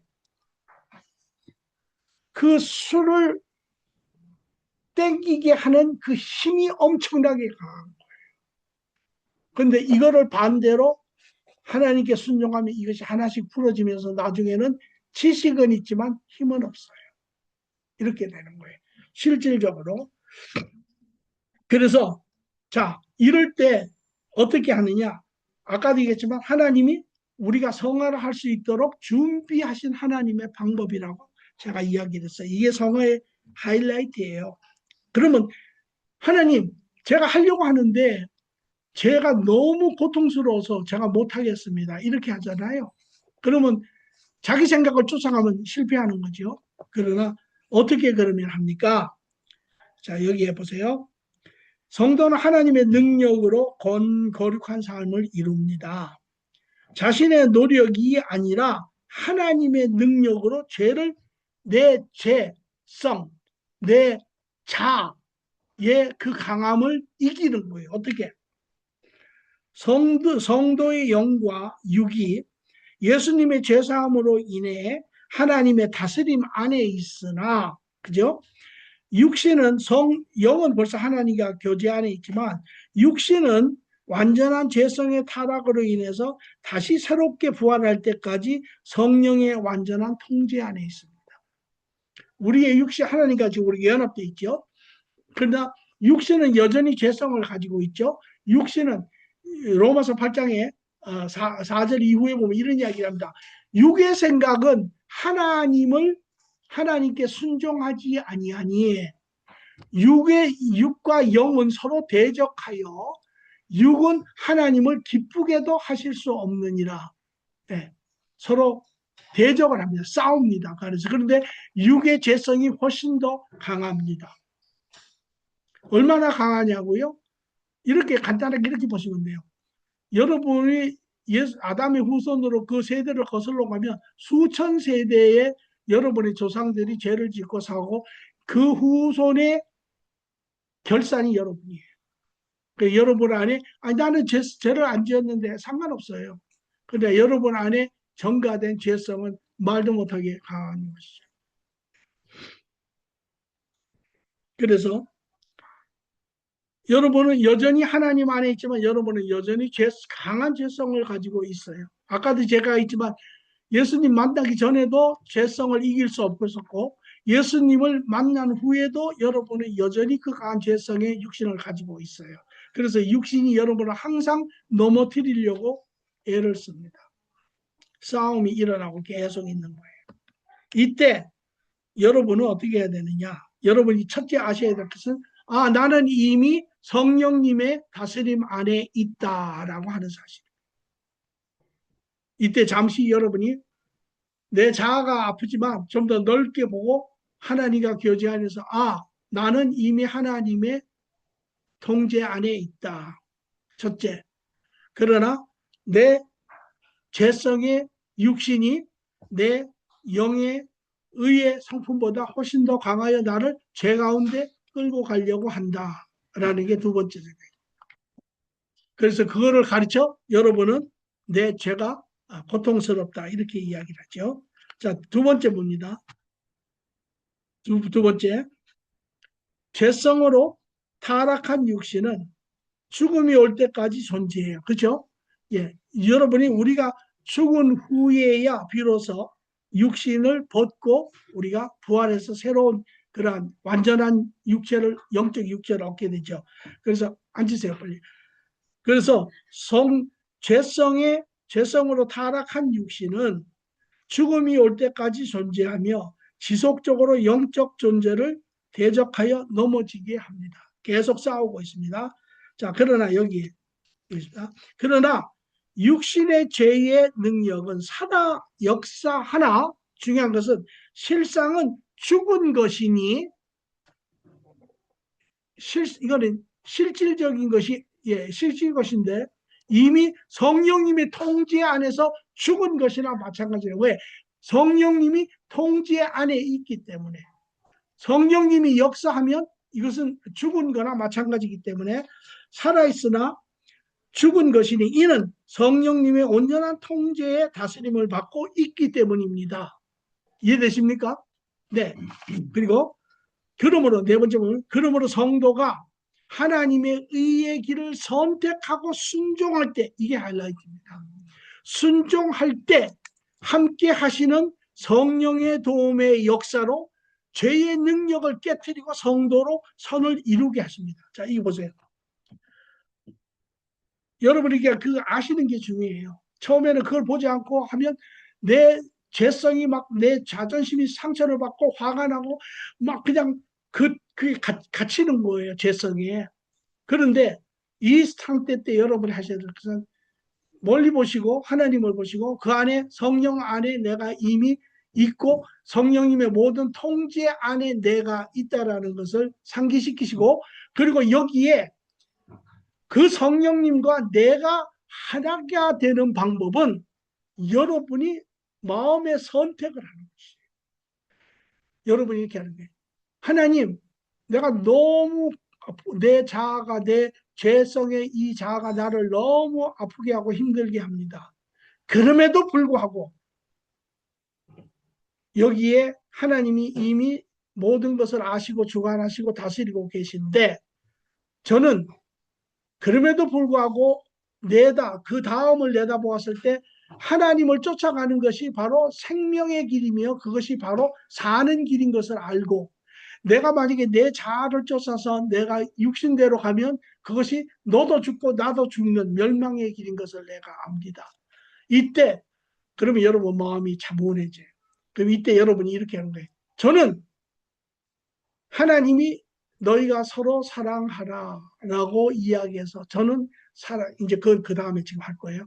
저는 사랑하기로 결정하겠습니다. 하나님의 말씀에 순종하겠습니다.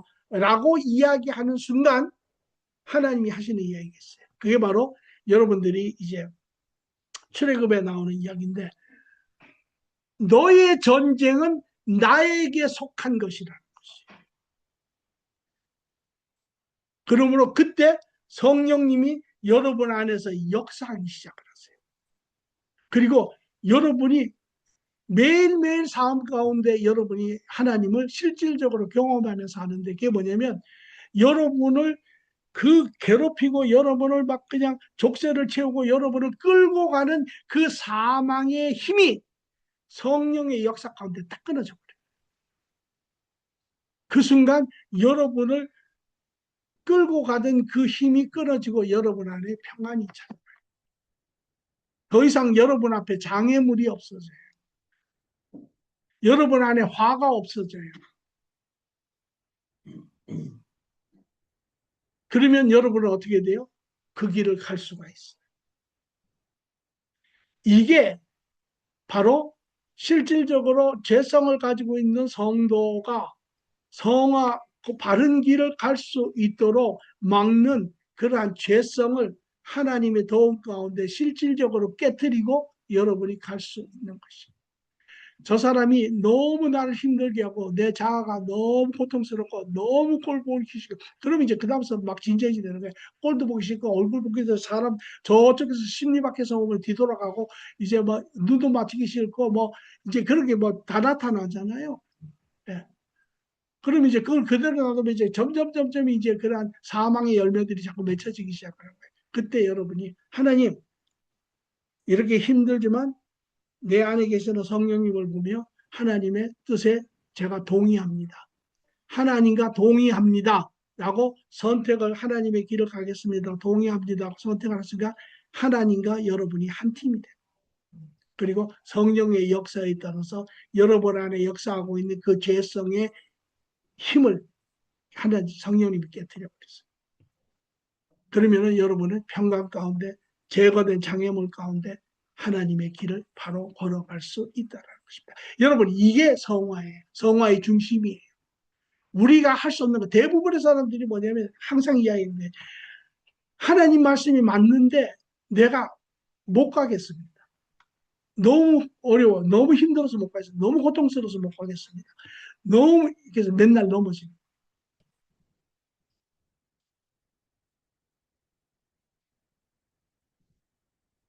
어떻게 하느냐? 여러분 스스로가 경험을 하세요.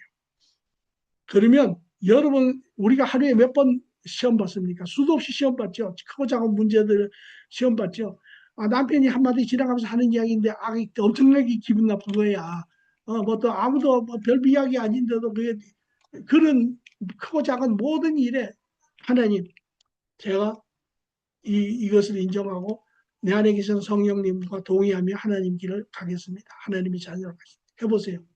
여러분의 실질적으로 살아서 역사하시는 성령님을 여러분이 매일매일 경험하세요. 하나님은 멀리 계신 하나님 아니에요. 자, 그러면 이제 마지막으로 그러면 성도는 어떻게 온전한 사람과의 사람 관계를 이룰까요? 자, 이제 여러분이 그렇게 결정을 했습니다. 하나님, 제가 이 상황을 통해서 저 사람을 미워하지 않고 하나님 말씀대로 사랑을 해서 그렇게 하겠습니다 하고 결정을 해서 성령님의 역사로 여러분 안에 자아의 그러한 붙잡힘을 깨뜨렸어요. 여러분이 편안하게 합니다. 그러면 하는데 이게 이제 제가 정리한 우리 교회 이제 가장 인격 용사라고 이야기해. 간단하게 그렇게 외우시면 돼. 인격 용세. 그런데 이게 사실은 모든 대인 관계에서 가장 본질적인 관계예요. 이 인격 용세를 잘 하시면 부부 관계, 자녀 부모 관계, 교회 관계, 모든 대외 관계가 바르게 이루어질 수 있어요. 이 네 가지. 첫째, 인정하는 것입니다. 인정해요. 이거 무슨 소리 미소리예요, 여러분. 저 잠깐 보세요. 가장 가까운 부부지간에 왜 제일 많이 싸웁니까? 예, 자주 보니까. 네. 자주 보니까 안 봐야 될 게 자꾸 보인다 있어지죠. 예, 자주 있는 게 문제가 아니에요. 자주 보니까 안 보여야 될 게 자꾸 보이니까 이제 문제가 되는데, 자, 그러면 여기 뭐냐? 지금 이혼하는데 제일 큰 몇 가지 요소가 있는데 그 중에 하나가 우리는 너무 다릅니다.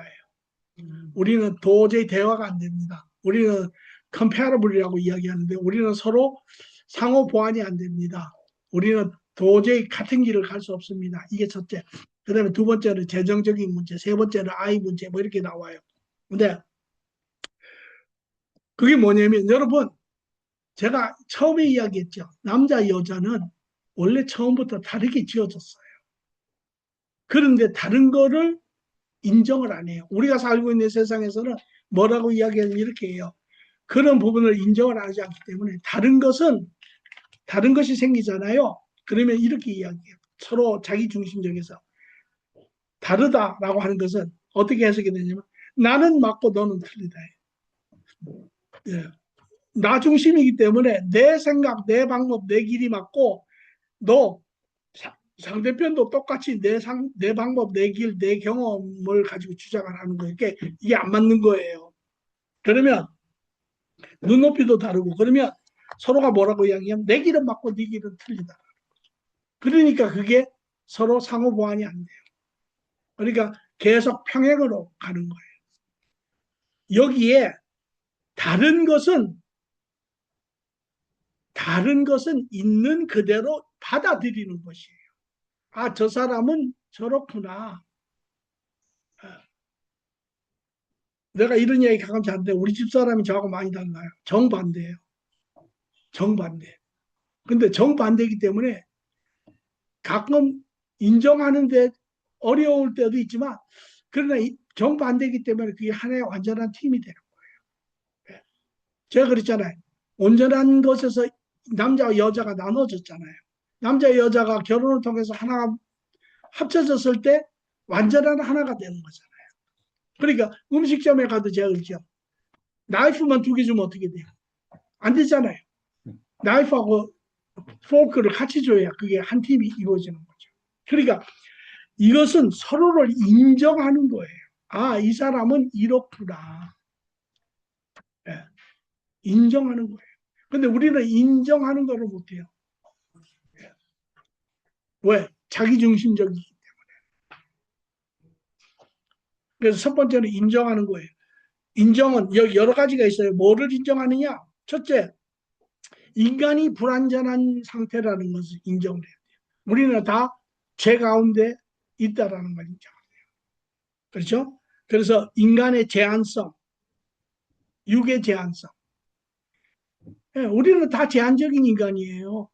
자기가 알면 얼마나 알겠어요. 예?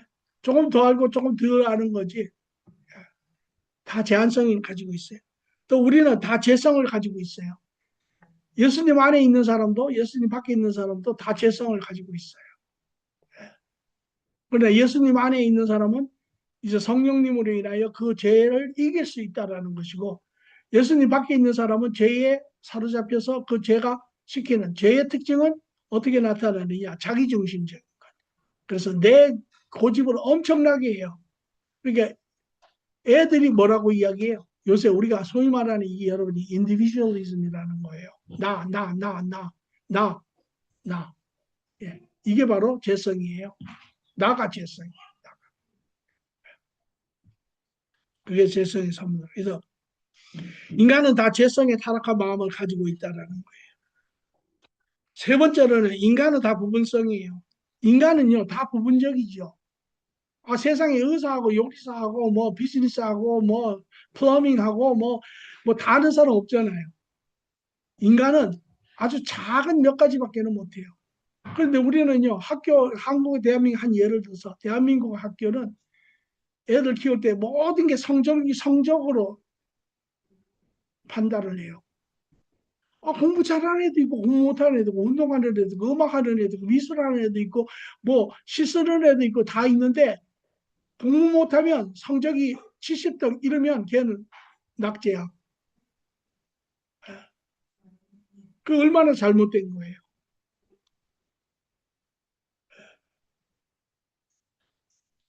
그러니까 그런 것을 이해하고, 예, 이제 또 개개인의 남자 여자가 성격이 달라요.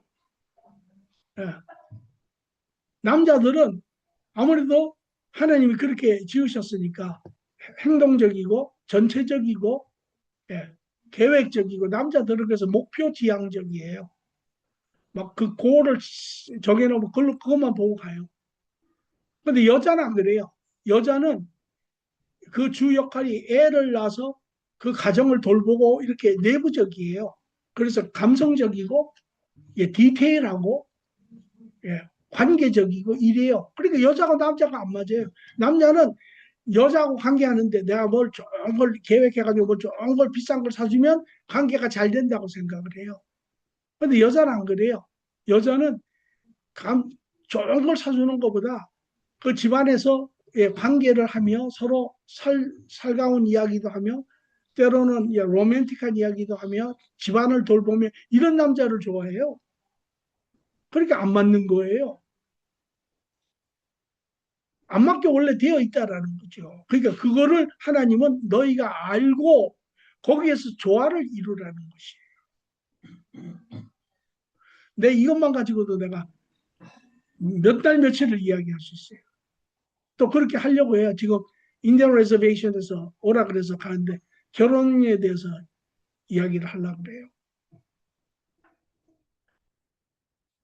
그 다음에 그래서 또 개개인의 또 특성이 성향이 있어요. 어떤 사람은 굉장히 우리가 두 가지를 이야기해요. 어떤 사람이 이제 가장 대표적인 성향인데, 하나는 우리가 거북이 같은 사람이 있어요. 거북이 같은 사람. 거북이는요, 밖으로부터 어떤 프레셔가 오고 문제가 생기면 그 껍데기 안으로 쏙 숨어버려요. 그 우리가 이런 사람은 내성적인 사람이라고 이야기를 해요. 자기 표현을 안 해요. 안으로 숨어버려요. 그런 어떤 사람은 스컹크 같은 사람이 있어요. 외부에서 압력이 오면 방구를 확 끼워버려요. 그래서 공격을 해요. 이런 사람은 문제가 터지면 가만히 있지 않아요. 그 자기 표현을 아주 엄청 잘하는 사람이에요. 또 어떤 게 낫냐, 어떤 게 나은 게 아니에요. 그냥 성향이에요. 이게. 그러니까 그거를 우리 부인은 우리 남편은 자기 표현을 이럴 때는 하는구나. 좋을 수도 있지만 나쁠 때도 많아요. 왜? 말이 이제 도를 넘어가는 거예요. 그렇게 되면 실수를 하게 되고. 근데 또 조용한 내성적인 사람은 좋을 때도 있지만 안 좋을 때도 있어요. 왜? 답답해 죽는 거예요. 예, 이야기를 안 하니까. 그러니까 그거를 룰을 서로 만들어야 돼요. 룰을. 그래서 우리가 이렇게 할 때는 절대 무슨 일이 있으면 하루를 넘어가지 말자. 또 반드시 우리가 앉아서 기도해보고 이야기하자. 예. 우리 집사람은 옛날에 내성적이었는데 다투잖아요. 5일간 밥을 안 줘. 5일간요? 조금 과장해서. 그럴 리가요. 따라하려고 했지. 몰라야지. 그러니까 남자들이 지혜로워야 돼요. 그것까지도 감안해서. 이게 남 얘기냐? 아니에요. 우리가 매일 비일비재하게 우리가 경험하는 이야기들이에요. 그래서 첫 번째는 이런 이야기 있어요. 우리가 애들하고 데리고 나가서 밥 먹으러 갔다가 차 안에서 싸워가지고 집에 돌아온 적이 있어요. 아주 어릴 때. 왜? 나는 예를 들어서 나는 야 짜장면 먹으러 가자 이렇게 했단 말이에요. 우리 집사람은 뭐 짜장면을 먹어 그냥 저기 한국 식당에 가서 먹자 이랬단 말이에요. 근데 우리 애들은 또 뭐라 그래요? 아니 아빠 햄버거 먹으러 가. 서로 이게 다 맞는 거예요. 뭐 그런 경험들 아마 없지 않아 있을 거예요. 그 허리가 아니고요. 네. 그래서 돌아왔는데 그게 그러는 게 아니라 그때는 어떻게 하느냐?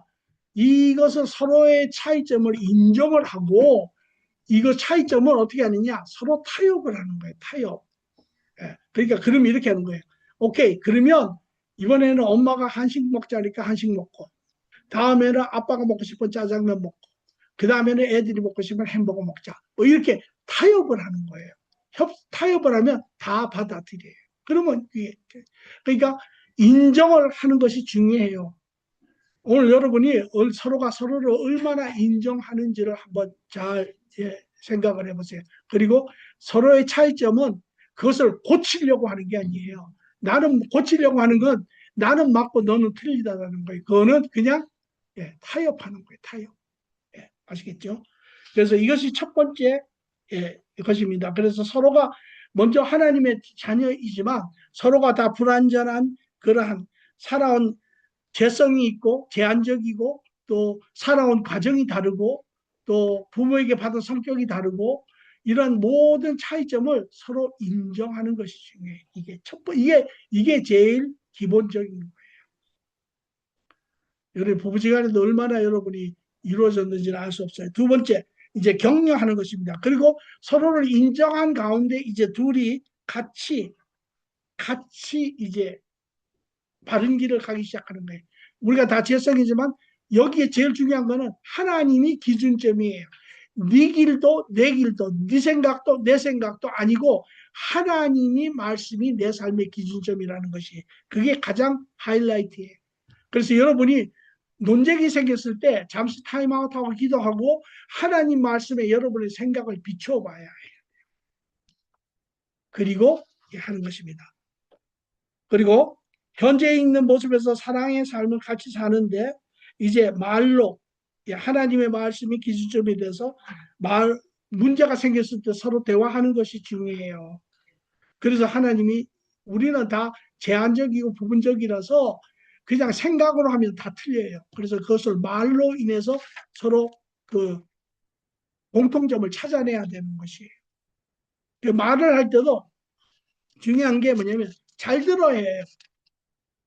겉으로 표현되는 말이 아니라 그 사람을 마음을 읽어주려고 하는 마음의 말을 들어야 해요.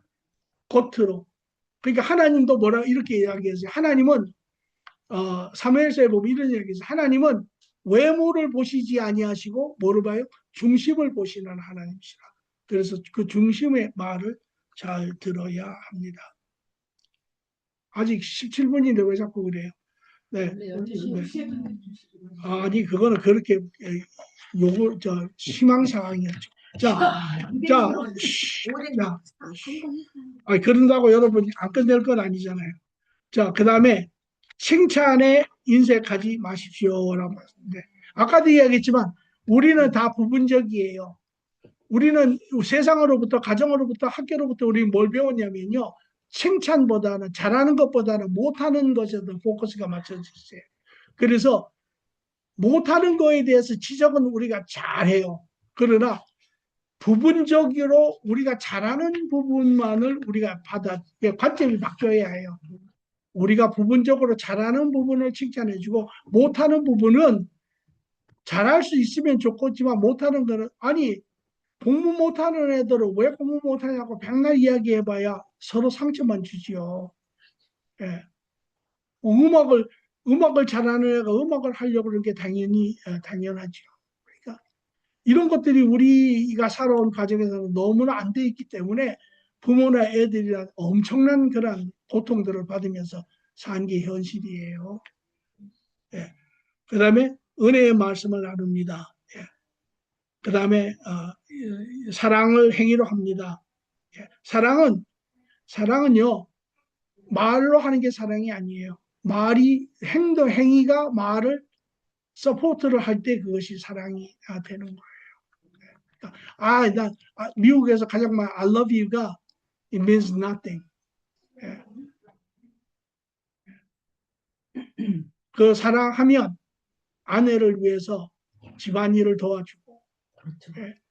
사랑하면 아내를 위해서 또 예, 아이들도 돌봐주고 이런 것이 이제 그럴 때 아내가 사랑을 느껴요. 그럴 때 내가 너 사랑하는지 알지? 그러면 그거는 예, 고개는 끄덕일지 모르지만은 속으로는 heck no 이렇게 이야기해요. 예. 여기에 상대의 악을 대하지 말고 나의 선함으로 대한다라고 하는 말인데 이게 아주 중요한 이야기인데요. 우리는 세상에서는 공평이 기준점이에요. 그래서 네가 나한테 잘하면 나도 잘하고 네가 나한테 못하면 나도 너한테 못하고 이게 우리한테는 익숙해요. 그러나 하나님 나라에 있는 사람들은 상대편이 비록 부족하고 나에게 잘못해도 나의 선함으로 상대편의 악을 대하는 거예요. 예, 이게 긍휼의 의미예요. 우리가 죄인 되었을 때 하나님이 우리를 사랑하신 것은 우리의 죄값으로 우리를 대한 것이 아니라 하나님의 그 온전하신 선함으로 우리를 대하셨기 때문에 예, 우리를 죄인 가운데 구하실 수 있었던 거예요. 그게 바로 여기 이게 소위 말하는 긍휼의 정의입니다. 긍휼의 정의. 예. 그래서 항상 세상에는 다 이런 사람들이 대부분이죠. 그렇잖아요. 이런 사람들이 대부분이에요. 자기 중심적인 사람들이. 그러니까 여러분들이 선함으로 그들을 대하면 그들이 이제 그런 틀이 깨어지죠. 예. 형제, 더 나가서 왜 사랑하느냐? 사랑은 제가 그런 이야기 있어요. 우리는 한 몸에서 남자, 여자가 나왔듯이 그러므로 아내를 사랑하는 것은 내 몸에 우리가 better half라고 이야기하는 것처럼 아내를 사랑하는 것은 결국은 나를 사랑하는 것이에요. 그게 중요한 거예요. 그러므로 형제를 사랑하는 것도 결국은 나를 사랑하는 것이에요. 그것이. 이제 세 번째, 용서하고 하나만 더 하면 이제 끝이 납니다. 용서 자체를 잡고 보세요. 세상에서 가장 어려운 것 중에 하나가 뭡니까? 용서입니까? 아닙니까? 용서 잘 됩니까? 아니야. 어떨 땐 잘 되고 어떨 땐 네. 세상에서는 가장 어려운 게 용서입니다. 세상에서는. 그래서 세상은 피해 역사예요. 서로 그 원수지고 원수가 세대를 이어가고 서로의 삶이 망가지는 그것이 용서가 안 되기 때문에. 그럼 왜 용서가 안 되는지 아까 듣지만 용서는 뭐야? 누가 나한테 상처를 주면 뭐가 자존심. 내 존심이 기스가 가잖아요. 그 존심은 바로 내 자아예요. 내 자는 뭐냐? 자아는 내 죄성이에요. 죄성. 예. 그렇기 때문에 죄성이 상처를 받고 피를 흘리면 화가 나고 화가 나면 이제 복수를 생각하게 되고 이렇게 돼요. 그러니까 용서가 제일 힘이 들어요. 그러면 근데 하나님은 우리에게 뭐라고 이야기했어요? 서로 용서하라. 용서하라. 그 무슨 소리예요? 용서할 수 있다라는 것이에요. 그럼 어떻게 용서가 됩니까?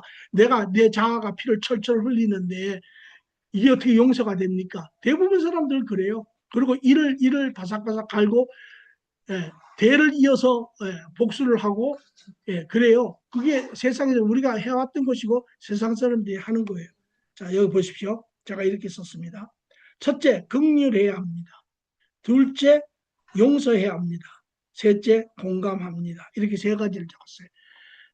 이거를 여러분이 깨달으면 용서가 세상에서 가장 쉬운 일이 됩니다. 보세요. 첫째, 긍휼 여러분 깨달아야 돼요. 하나님의 형상으로 지어진 모든 사람은 마음으로는 선을 행하기를 원합니다. 맞습니까? 맞아요. 우리 모두도 하기를 원해요. 아, 이거 내가 해야 되는데, 이게 맞는데, 이렇게 안 해요. 왜? 하나님의 형상으로 지어졌기 때문에. 그러나, 마음의 원함처럼 잘 되지 않는 것은 육의 죄성 때문입니다. 막는 힘이 있어요. 왜 내가 해야 되는데? 왜 나만 해야 되는데? 나만 하면 나만 바보가 되잖아? 예, 다른 사람이 하면 되지. 이런 이 죄성, 나중심적인 내가 희생하기를 원치 않는 이런 나중심적인 죄성이 있어요. 잘못은 우리가 잘못한다고 하는 것은 육신의 강한 죄성이 선의 마음을 이기는 결과입니다. 내 죄성이 내 마음의 원함을 누르고 이기는 때 우리는 그것이 잘못 혹은 죄를 짓는다. 이렇게 이야기해요. 그래서 사람의 능으로도 의지로도 이기지 못합니다. 이게 내 노력으로는 안 돼요. 그래서 사람들이 계속 넘어지는 이유입니다.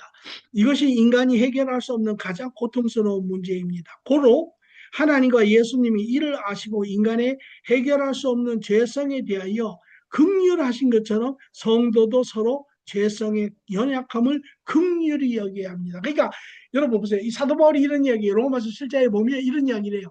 아, 내가 원하는 것은 선한 일을 행하는 것인데 내가 선한 일을 행치 아니하고 내가 악한 일을 하는 자신을 발견하는 거예요.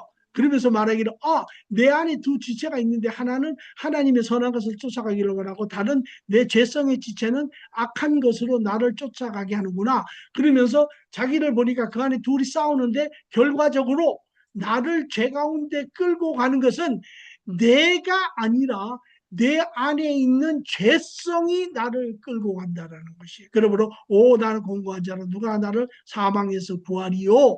이렇게 고백을 하는 장면이 있어요. 우리 모두가 그런 거예요. 우리 모두는 하나님의 뜻을 이루기를 내면에는 원하지만 그러나 우리 죄성의 짐으로 인하여 끌림으로 인하여 죄를 지는 거예요. 이것을 볼 수 있는 눈이 바로 긍휼함이 생기는 거예요. 저 사람이 예를 들어서 남편이, 부부가, 아내가, 또 교회인들도 마찬가지. 저 사람이 저렇게 이야기하고 자기 고집을 하고 자기 방법을 막 이렇게 하는 해서 우리한테 이렇게 상처를 주는데, 저 사람이 실상은 저 내면 안에 바른 하나님의 길을 가기를 원하는데 저 사람이 죄성을 가지고 저렇게 하는구나. 라고 하는 생각을 여러분이 깨달아 볼 때 여러분 마음 안에는 하나님이 주시는 긍휼함이 생기는 거예요. 왜? 오히려 저 사람이 안타깝다라는 마음. 이게 첫째예요. 이거를 모르기 때문에 지가 날 이렇게 해? 이렇게 되는 거죠. 그럼 두 번째, 그럼 어떻게 됩니까? 마음이 긍휼함이 일어나면 잘못이 용서가 되고 사람이 받아진다. 이 중요한 게 잘못이 용서가 되고 사람이 받아지는 거예요. 긍휼함이 생기면 저거를 행하는 것은 저 사람이 아니고 저 사람 안에 있는 죄성이라는 것이 받아지는 거예요. 그래서 저 사람, 하나님이 지으신 하나님의 자녀로 지은 사람이나 죄성에 갇혀 있는 저 사람이므로 그 사람을 받고 그 사람의 잘못이 저 죄성으로 이런 것이야. 나도 그리하였지. 나도 그 죄성 때문에 이렇게 붙잡혀서 고생을 하지. 이러면 모두가 한탄하고 있는 그 우리가 가지고 있는 잘못된 부분이라는 것이에요. 그렇지 않으면 다친 마음이 사람을 밀어내게 돼요. 그러면 사람이 미워지고, 사람이 미워지면 사람을 밀어내면 그 다음 용서가 안 돼요. 그러나 사람이 받아진 사람이 힘들어하는 그 죄성으로 인하여 넘어지는 것을 볼 때, 죄성으로 인하여 넘어지는 것을 보는구나라고. 마음에 긍휼함이 없으면 용서는 가장 어려운 일이 될 것입니다. 주님은 성도에게 항상 용서하라. 베드로가 묻습니다. 7번 용서하면 되겠습니까? 그랬더니 아니다. 7번씩 70번이라도 용서해라. 490번 용서합니까? 예, 무한대로 용서하라는 것이죠. 이거 어디서? 예. 예. 그래서 용서는 주님의 긍휼한 마음을 가진 성도에게는 가장 쉬운 일이 될 수 있습니다. 여러분 용서할 수 있을 것 같아요? 해보세요. 됩니다. 놀라운 이야기인데 이게 용서가 돼요. 제가 여러분과 다릅니까? 다르지 않습니다. 그런데 왜 용서가 됩니까? 예. 하나님의 뜻을 쫓아 하나님과 함께 동행하면 이게 가능합니다. 해보세요. 세 번째, 자 여기 또 제가 그래서 여러분 이렇게 적어놔. 여러분 마음을 이미 봤어요. 사람에 대해 긍휼함이 생기면 여전히 화가 나십니까? 억울하십니까? 기억할 것은 이미 잘못한 사람은 내적으로 왜냐면 이렇죠. 아니 왜 나만 손해봐야 돼? 아니 저 사람은 나는 이러면 저 사람은 지가 잘못했다고도 이야기 안 하는데 왜 내가 용서해야 돼? 이런 이야기 하죠. 그러나 여기 답이 있어요. 기억할 것은 이미 잘못을 한 사람은 이미 그 사람은 그 대가를 치르고 있어요. 내적으로 외적으로 죄값을 치르고 있기 때문입니다. 모든 선택에서 결과적 책임이 반드시 따릅니다. 내적으로는 두려움, 후회, 상처 이런 것들이 이미 그 마음을 주장하고 있어요. 불안하고 평화롭지 못하고 외적으로는 죄값을 치르고 외적으로는 행위에 따르는 관계적 책임, 재정적 책임으로 이미 고통을 이미 받고 있어요. 그 사람이 편한 게 절대 아니에요. 또한 이 모든 일의 중심이 되시는 하나님이 이미 모든 것을 보고 알고 계십니다. 반드시 때가 되면 결산하세요. 반드시 결산하세요. 여러분 집안에 애들이 둘이 싸우는데 부모들이 안 보고 있습니까? 다 보고 있어요.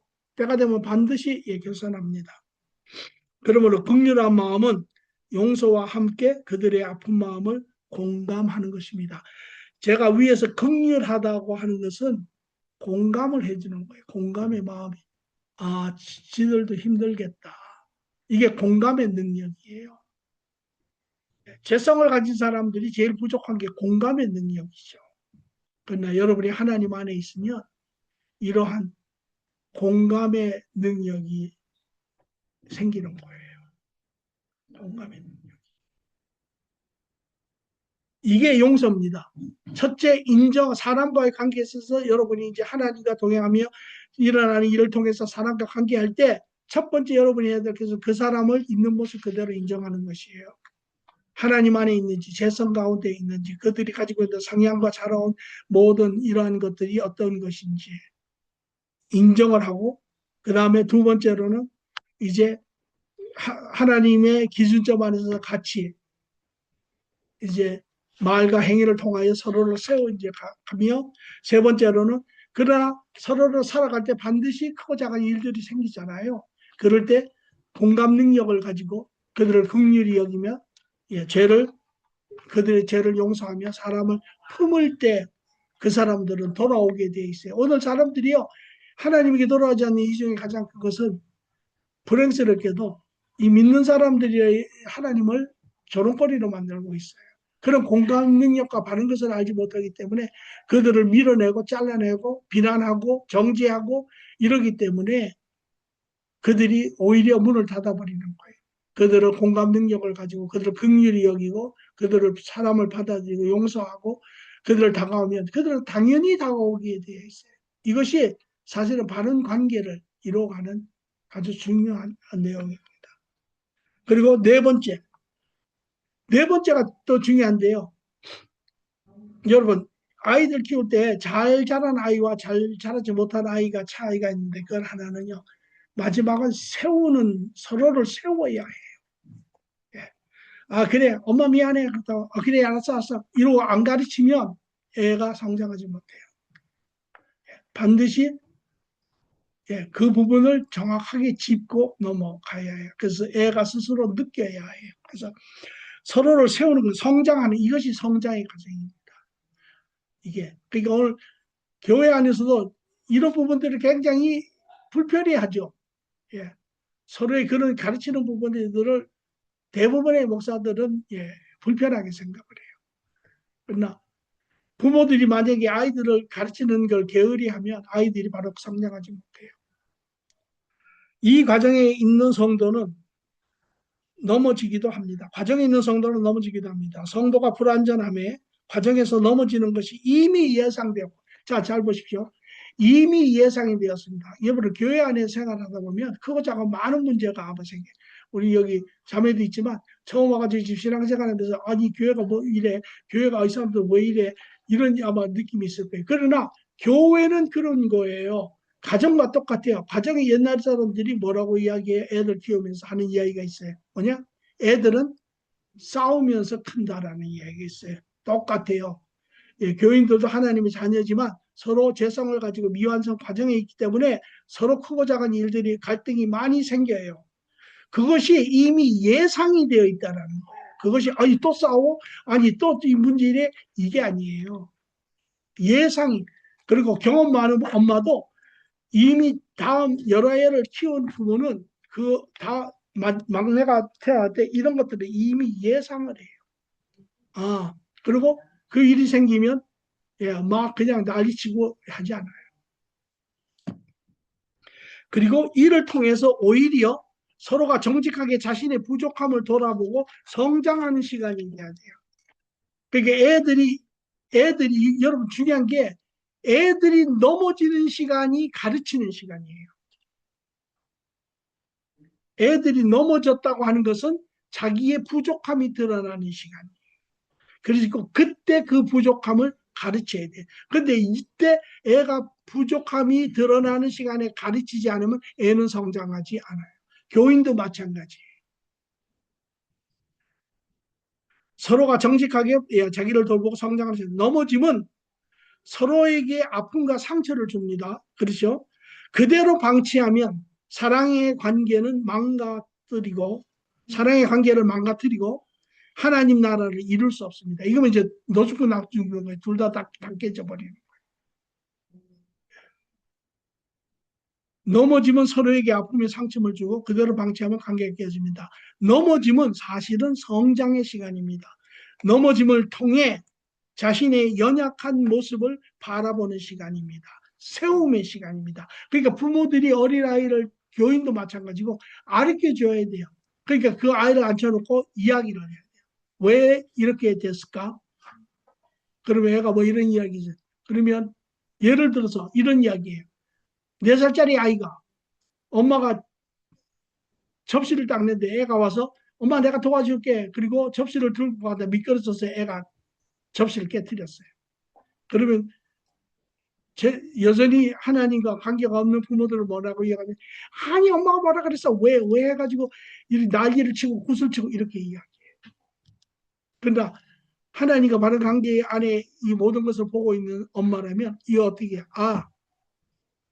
애가 고집을 해서 그러나 애가 고집을 했지만 애가 가지고 있는 마음은 엄마를 도와주고 싶다는 사랑의 마음에서 했지만 아직 자기가 할 수 있는 일이 아니라는 것을 모르고 있는 것을 그래서 그걸 가르쳐주기 괜찮아. 그러면 애가 왜 왜 이렇게 됐을까? 그러면 내가 가다 미끄러졌어. 내가 힘이 없어서 그랬어. 그러면 예를 들어서 엄마가 보기에는 네 마음은 이렇게 잘 이해를 하는데 그러나 아직은 네가 엄마를 도와주기에는 힘드니까 나중에 더 큰 다음에 엄마를 도와주면 엄마가 좋겠다.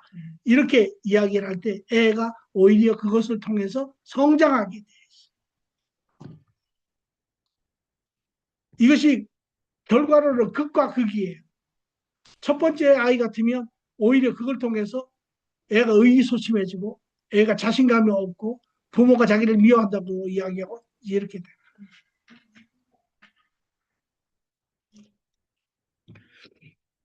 자, 뒤에 보면 넘어짐의 그 원인을 봐야 됩니다. 넘어짐은 결국 죄의 결과인 자기중심적인 생각, 나의 길, 나의 고집입니다.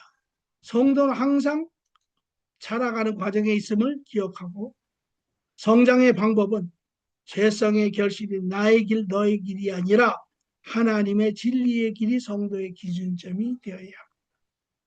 이걸 가르쳐야 돼요. 네가 고집했지, 그러나 아직은 지금 그렇게 되어 있지 않지. 이렇게 하나님의 말씀으로 기준점을 같이 해야 돼요. 근데 어떻게 되느냐? 서로 문제가 생겼을 때 감정이 안정되지 않으면 이게 이야기 대화가 안 됩니다. 그러니까 어느 정도 시간을 가진 후에 서로가 감정이 안정이 되면 서로의 행위를 하나님이 진리의 길에서 판단해야 합니다. 이것이 성장의 시간이 됩니다. 자, 서로가 네가 어떻게 생각해? 이건 내가 잘못한 것 같아. 이건 내가 미안해. 하고 잘못된 부분이 있으면 인정하고 서로에게 회개하는 것이 맞습니다. 그렇지 않으면 하나님의 나라가 깨어집니다. 서로 화해하면 또한 하나님의 나라가 세워집니다. 제 이야기라면 저도 부부 생활하면서 크고 작은 많은 문제가 있었어요. 옛날에는 그거 서로 기득권 싸움하고 서로 우리가 헤지머니라고 하는 그런 싸움하고 서로 내가 너보다 위인데 뭐 이런 거로 다툰 적도 있고 며칠 간 적도 있어요. 그러나 그 후에부터는 우리가 다투면 잠시 휴전을 해요. 타임아웃을 해요. 그리고 가서 기도해봐요. 그리고 기도해보고 하나님 말씀 안에 내 삶과 이 상황을 비춰보고 재정리를 한 후에 아내에게 돌아와서 그렇게 이야기해요. 이러이러한 부분은 내가 잘못한 것 같다. 그러나 이러이러한 부분은 네가 틀린 것 같다. 아내가 인정을 해요. 그러면 그 안에서 서로가 다시 마음이 합쳐지고 서로가 잘못된 부분에서 돌이키고 성장하고 하는 그러한 시간이 됩니다. 저는 여러분이 다 그렇게 하시길 바라요. 그게 여러분이 바로 건강한 또 하나님이 여러분들에게 축복하신 그 결혼을 통해서 온전한 그런 가정의 삶을 이루어내는 방법이기 때문에 그렇습니다. 이제 이야기는 모두 마쳤습니다. 오늘 이야기를 많은 걸 이야기를 했어요. 또 여러분이 또 그게 생소한 부분이 있어서 듣고 이해된 부분도 있고 또 듣고 그냥 지나간 부분도 있고 그렇습니다. 이제 제가 이야기를 하고 싶은 거 하나는 하나님의 자녀가 이 세상 하나님의 계획 가운데 하나님의 뜻대로 예수 그리스도 통해서 자녀가 된 자들은 이제 하나님과 더불어 온전한 성도의 성화된 삶을 살 수가 있습니다.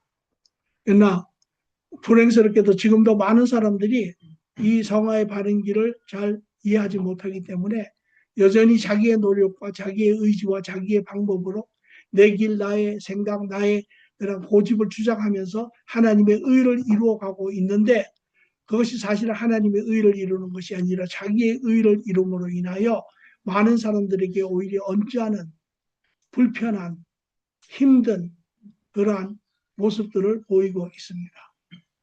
오늘 말씀대로 여러분 모두가 하나님 안에서 하나님과 교제하는 가운데 이제 하나님 여러분 삶의 근원이 되시는 하나님을 인정하시고 그 안에서 여러분 삶에 일어나는 일들을 하나님이 허락하신 선한 뜻을 여러분이 그것을 잘 들여다보시고 어떻게 그것이 이루어나는지 그 안에 선한 계획이 뭔지를 여러분이 아시고 그러나 여러분의 맞고서는 방해물을 하나님과 동의함으로 순종함으로 인하여 그것을 깨뜨리시고 이제 하나님의 뜻을 이루되 그러나 그 관계를 이루는 데 있어서 우리가 인격 용서한 것처럼 서로를 차이점을 인정하시고 많은 성향의 차이점들이 많습니다. 그런 것들을 인정하시고 이제 그러나 하나님이 너희 여러분 삶의 기준점이 돼 있어서 그것을 가지고 이제 비춰보시며 같이 걸어가실 때 그 가운데서 크고 작은 또 생기는 많은 그런 부분들로 인해서 생기는 것을 서로가 긍휼한 마음에 품으시고 나가서 마지막으로는 그것을 놓고 서로가 세우는 서로를 위해서 자기의 잘못을 인정하고 서로를 위해서 기도해서 세울 때 비로소 그것을 통하여 여러분 개개인이 여러분의 가정이 여러분의 교회가 전체가 하나님의 뜻을 함께 이루어가는 그런 하나님 나라의 삶이 된다라는 것이 이 성경 공부의 전체입니다. 바라기는 여러분